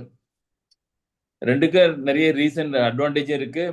எதனால why some people are chosen this way and வியாசர் ஹஸ் சோசன் தட் வேன்னு எனக்கு தெரியல. அதை நீங்க ஆராய்ச்சி பண்ணீங்கன்னா எங்களுக்கு சொல்லலாம். எங்களுக்கு அதுல ஒரு பிணம் தொங்குவது போல பக்கத்துல இருக்கக்கூடிய ஒரு பெண்மணியின் பிணத்தையும் சேர்த்து அதோட கட்டி தொங்க விடுறாங்க அப்படின்னு தான் போட்டிருக்கு. ஆமா, இங்க பொந்துல வச்சிருந்தா யார் வேணா எடுத்திருக்கலாம். ஒரு நம்மளுடைய ஒரு விவாதத்துக்காக சொல்றேன். பொந்துல வச்சிருந்தா யார் வேணாலும் போய் எடுத்துக்கலாம். ஏதாவது பொந்துக்குள்ள ஏதாவது இருக்கான்னு பார்க்கறது இயற்கை. ஆனா ஒரு பிணம் தொங்குது அப்படின்னாக்கா பக்கத்துல போறதுக்கு ஒரு பயம் இருந்திருக்கும். அதனால தான் அதுல அழகா சொல்றாங்க, 180 ஆண்டுகள் வாழ்ந்த தன்னுடைய வீட்டை சேர்ந்த ஒரு பெண்மணி இறந்த பின்பு தீயில வைக்கிறதுன்றது எங்க பழக்கம் இல்லை, எப்படி நாங்க தொங்க விட்டுட்டு போயிடுவோம் அப்படின்னு சொல்லிட்டு அங்க இருக்கக்கூடிய அத்தனை பேர்ட்டையும் சொல்லிட்டே போறாங்க. சும்மாவே அந்த மரம் வந்து அந்த மரத்துக்கு டிஸ்கிரிப்ஷனும் கொடுக்குறாங்க. அடர்ந்த கிளைகள் உடையக்கூடிய மரம், சாலையில இருந்து ஒதுக்குப்புறமா இருக்கக்கூடிய மரம், சுடுகாட்டுக்கு அருகில இருக்கக்கூடிய மரம். ஒதுக்குப்புறமா மரம் இருக்குன்னா பயம் இருக்கும், சுடுகாட்டுக்கு பக்கத்துல இருக்குன்னா பயமா இருக்கும். அந்த மரத்துல ஒரு பிணம் தொங்குதுன்னா நிச்சயமா பயம் இருக்கும், யாராவது தொட்டிருக்க மாட்டாங்க. நம்மளுடைய அசம்ஷன் தான் அது இல்லையா? இப்படி எல்லாம் அவங்க சொல்றாங்க. இங்க என்ன மாத்துறாங்கன்னா தமிழ்ல மயானங்கிறதுக்கு பதிலா காளி கோயில்னு பண்ணிட்டாங்க.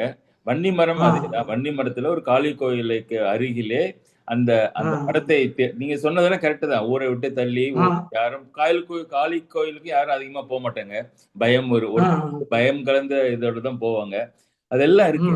அந்த வார்த்தையை பார்த்தீங்கன்னா தனித்தனியே ஐவரும் தந்தம் படையும் அவங்களுடைய படைக்கலங்களையும் கவசமும் திரளுடைய யாவும் இன்னும் மற்ற என்னது வெப்பன்ஸையும் பெரிய திரளுடைய யாவற்றையும் தருவி கோடரத்து, தருன மரம், மரத்தினுடைய அடியிலே பொந்திலேன்னு தான் இருக்கு. அதுல இவங்க எழுதியிருக்கிறதுல. Anyway it's nice to think about why this and why that அப்படிங்கிறது. ஆனா ஒண்ணு இருக்கு அதுல, அந்த மரத்தை சுற்றி தர்மர் வணங்கி சென்றது. இந்த உதவியை நான் இந்த மரத்திடம் நாங்கள் கேட்டிருக்கின்றோம், அதற்கு ஒரு நன்றி பாராட்டி வணங்கி சொல்கின்றார் என்பது மிகப்பெரிய பண்பு, தர்மனுக்குரிய பண்பு. இந்த காலத்துல கிராட்டிடியூடுங்கிறதே கிடையாது.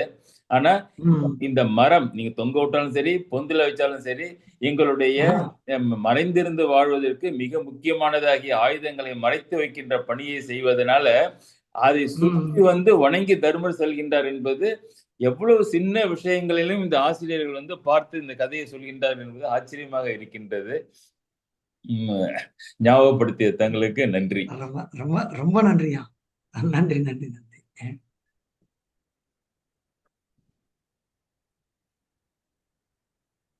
மற்றவர்கள் கருத்து சொல்லாம எல்லாரும் இருக்காங்க. ராஜு சார். வணக்கம் சார். வணக்கம் சார். வணக்கம். ரொம்ப ரொம்ப சிறப்பா இருந்தது. எந்த ஒரு டாஸ்க்கும் பிளானிங் அண்ட் ஆர்கனைசிங் ரொம்ப இம்பார்ட்டன்ட். இதுல அக்ஞான வாசம் எப்படி பண்ண போறோம்னு சொல்லிட்டு அவங்க பண்ணது ரொம்ப டீடைல்டா சொன்னீங்க. அப்படியே நேரா வந்து நான் பாக்குற மாதிரியே இருந்தது. நன்றி சார். உங்க ஆர்டிகுலேஷன் எல்லாம் ரொம்ப எக்ஸலண்டா இருந்தது sir. Thank you sir. Thank you sir. Thank you sir. Thank you sir. Thank you sir.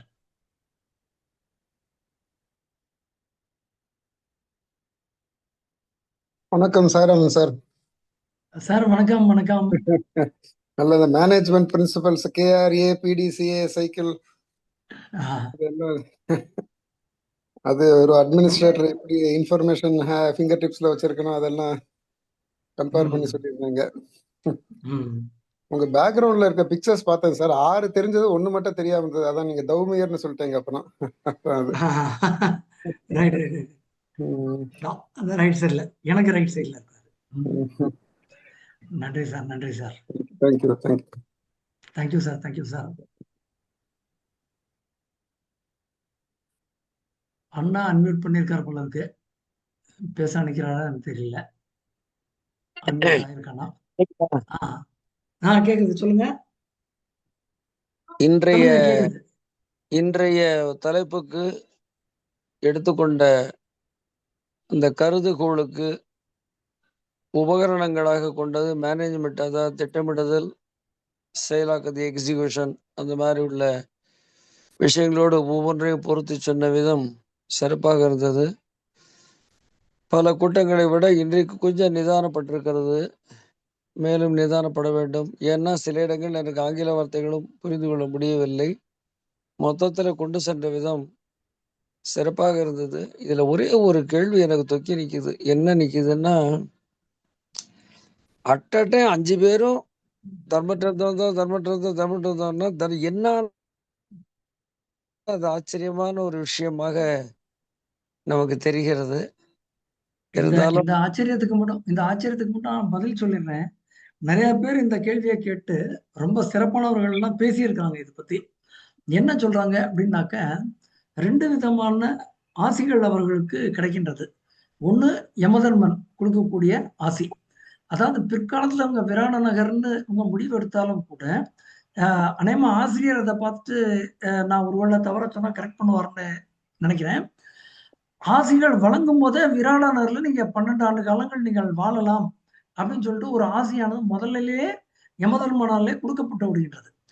எனக்கு என்ன ஆச்சரியம்னா, யமதர்மன் சொன்ன ஆசையை மீறி அவங்க எல்லாம் ஏன் இவ்வளவு தூரம் சிந்திச்சாங்க அப்படிங்கிறது. ஆனா எனக்கு அதுக்கப்புறமா இந்த வித்ரநீதி பத்தி பார்க்கும்போது, தலைவனாய் இருக்கக்கூடியவன் தன் மனதிலே இருக்கக்கூடிய ஒன்றை செயல்படுத்தும் வரை அடுத்தவர்கள் யாரும் அதை அறிய விடமாட்டான். அது வந்து ஒரு தலைமை பண்பு அப்படின்னு சொல்லுது. அந்த பண்பின் அடிப்படையில தம்பியர்கள் எல்லாம் என்ன சொல்றாங்கன்னு பாக்குறதுக்காக தர்மபுத்திரர் இப்படி ஒரு டிஸ்கஷனை பண்ணியிருக்கலாம். 2வது, இதுக்கு ரொம்ப தெலுங்குல இருக்கக்கூடிய மகாபாரதத்துல இருந்து சில பேர் பேசியிருக்கிறாங்க. 5 பேர்ல யாராவது ஒருத்தரை விராடன் வந்து வெளியில போன்னு சொல்லியிருந்தா கூட நிலைமை மோசமா இருக்குமே, ஏன் அப்படி ஆகல அப்படின்னு கேட்டா அதுக்கு நமக்கு விடை தெரியல அப்படின்னா ஒண்ணே ஒண்ணு எல்லாரும் சொல்றது, அதற்கெல்லாம் காரணம் இறை அருள். இறைவன் கொடுத்த அருள் பாண்டவர்களிடம் இருந்தது. அதனால் அவர்கள் விராட தேசத்திலே அனைவருமாக ஒரு வருடமே அவர்கள் மறைவு வாழ்க்கை வாழ்ந்தார்கள். இது வந்து அப்படியே எடுத்துக்கணும்.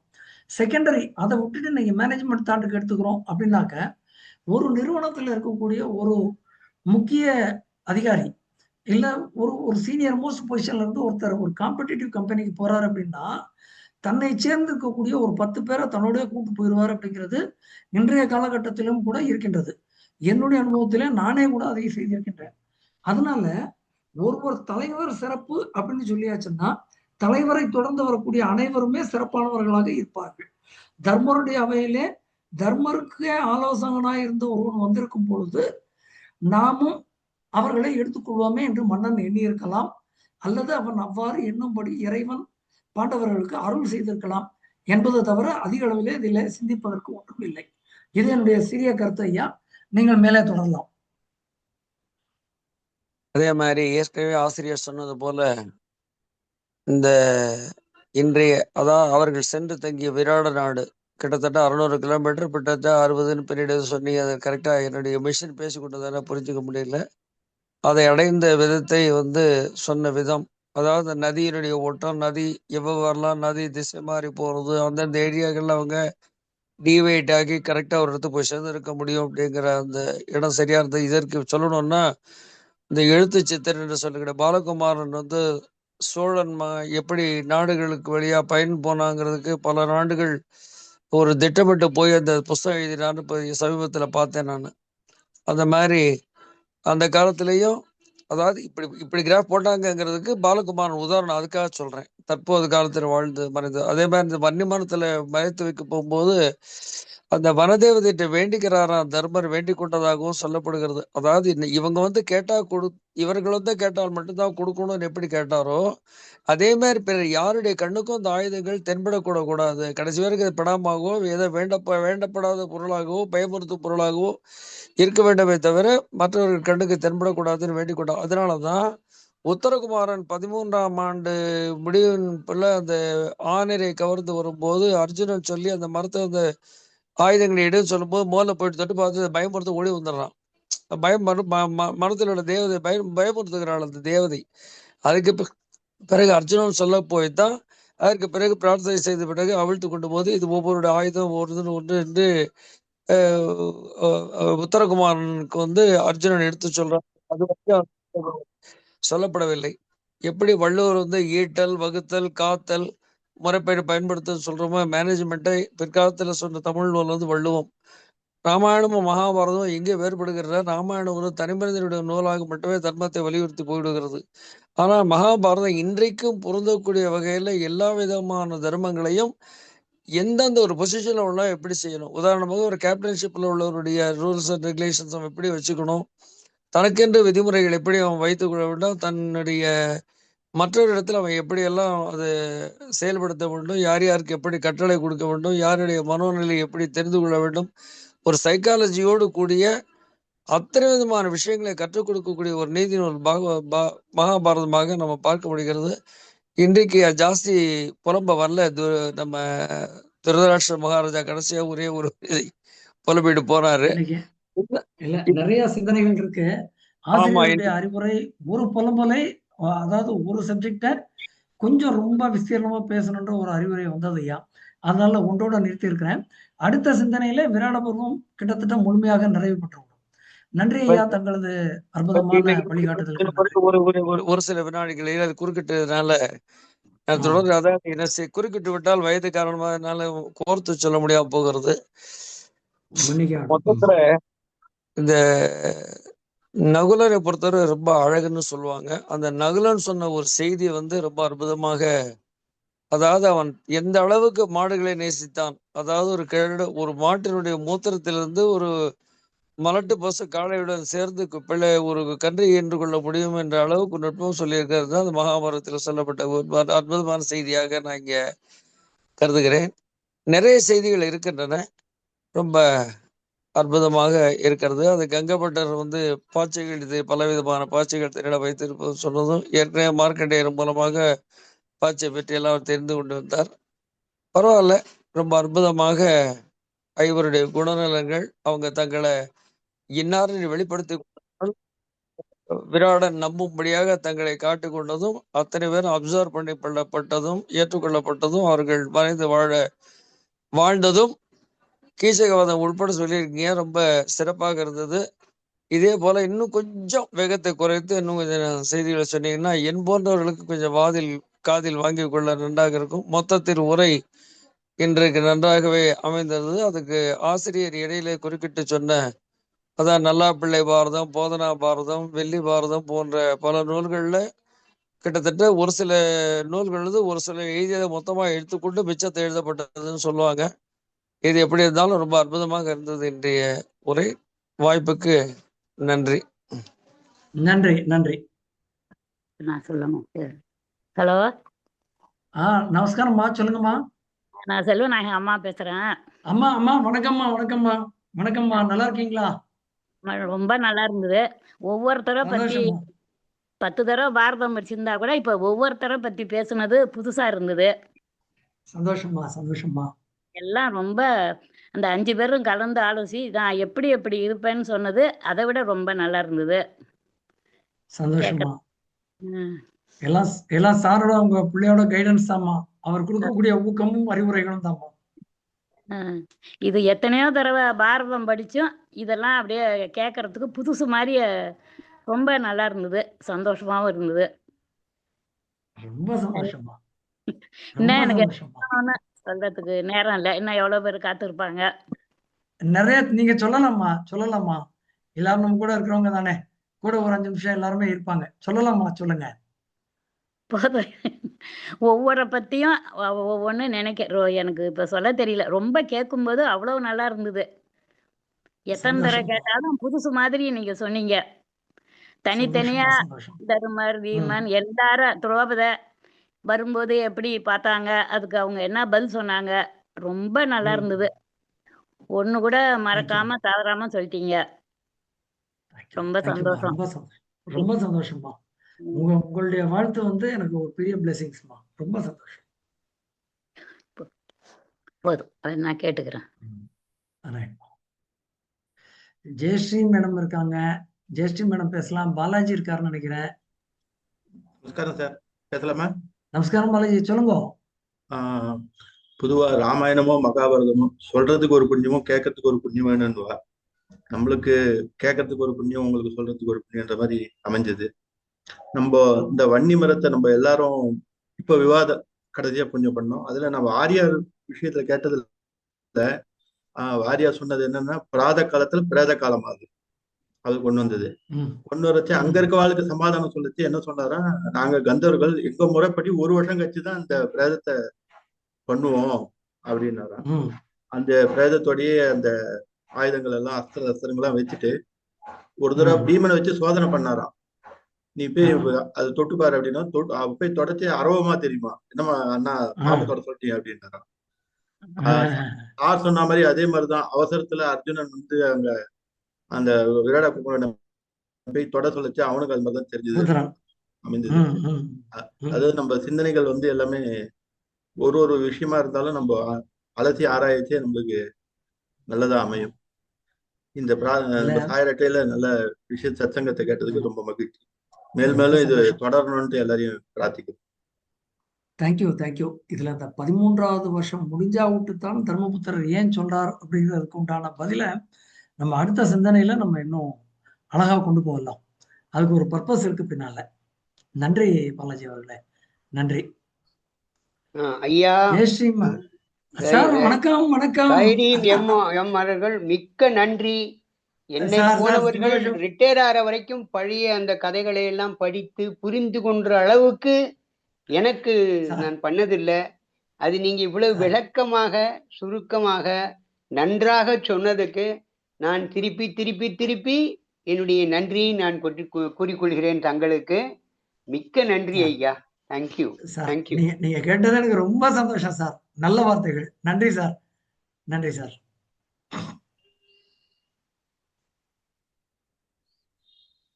வேற யார் இருக்கா? ஜெயஸ்ரீ மேடம் யூஸ்வலா ஏதாவது ஒரு தகவல் சொல்லுவாங்க, அமைதியா இருக்காங்க. ராம் சார். நமஸ்காரம் சார். ஆன்றோருக்கும் சான்றோருக்கும் இங்கு உள்ள அனைவருக்கும் என்னுடைய மாலை வணக்கத்தை சமர்ப்பிக்கிறேன். ஆஸ் யூஸ்வல் இந்த விராட பருவம் ரொம்ப முக்கியத்துவமான அது மைய பருவம் அந்த மகாபாரதத்திலேயேங்கிறது தெரிஞ்ச ஒண்ணு. அதை நீங்க இவ்வளவு நுணுக்கமா விசாரிச்சு எடுத்து பிரசன்ட் பண்ண விதம் ரொம்ப பிரமாதம். அட் த சேம் டைம் என்னன்னா, இது முக்காலத்துக்கும் பொருந்தக்கூடிய ஒரு பொறுப்புகளை ஏற்றுக்கொள்ளக்கூடிய ஒரு தலைவனின் கடமையா அதை நான் பாக்குறேன். ஏன்னா அந்த மேனேஜ்மெண்ட், அந்த நிர்வாகத்திறன், ஒரு குழு 5 பேரோ 10 பேரோ அந்த ஒரு குழுவை வழிநடத்தி செல்ற ஒரு தலைவனுக்கு எடுக்கக்கூடிய முக்கியமான கடமைகளும் பொறுப்புகளும் நீங்க நல்லா அழகா எடுத்து சொன்னேன். அட் த சேம் டைம் அதை பின்பற்றுகிற அந்த கொள்கை, தலைவனின் கொள்கைகளை பின்பற்றுகின்ற ஒரு மக்கள், அவரை பின்பற்றவங்க எப்படி எடுத்துக்கணும், அந்த கீழ்ப்படிதல்ன்றது இங்க ரொம்ப முக்கியமான ஒண்ணா நான் கருதுறேன். அந்த மீதிமுள்ள அந்த தர்மபுத்திரர் சொல்றத கேட்கறதுக்கே ஒரு பொறுமை வேணும், ஒரு பெரிய குவாலிஃபிகேஷன்.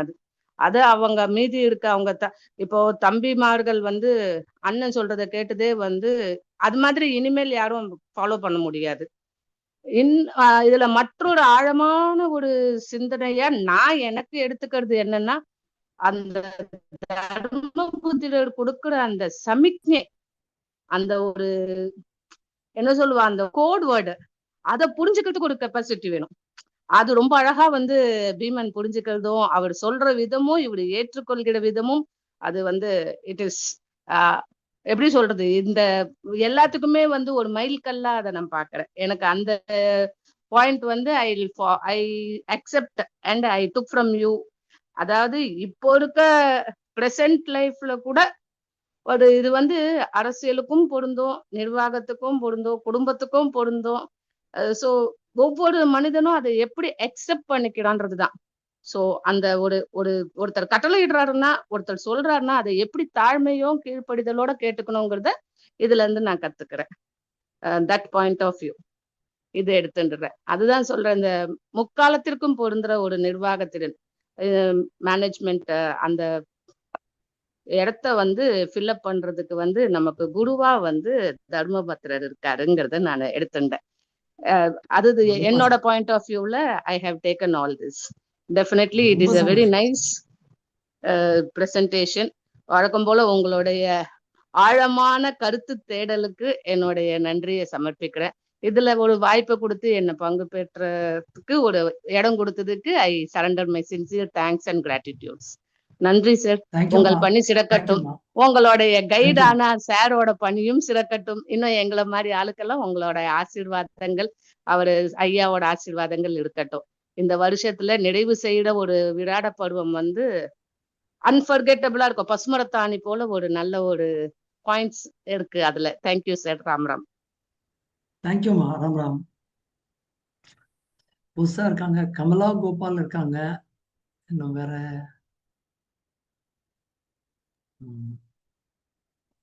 ஐயா வேற யாராவது சொல்றாங்களான்னு பாக்கலாம். டைம் போறது 6 போறது. யாரும் ஒண்ணு கை தூக்கல.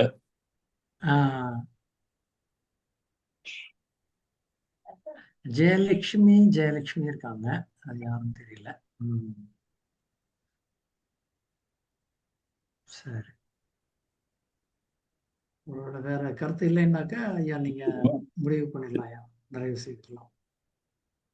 வருகை தந்த அனைவருக்கும் நன்றி பாராட்டி நம்மை ஒரு நல்ல சிந்தனையில் ஆழ்ந்த கருத்துக்களை நமது மனத்திலே தேக்கிய சாய்ராம் அவர்களுக்கும் நன்றி சொல்லி விடைபெறுகின்றேன்.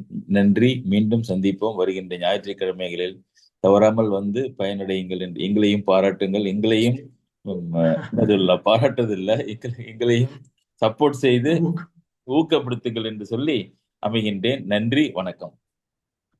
நன்றி ஐயா. நன்றி. அனைவருக்கும் நன்றி.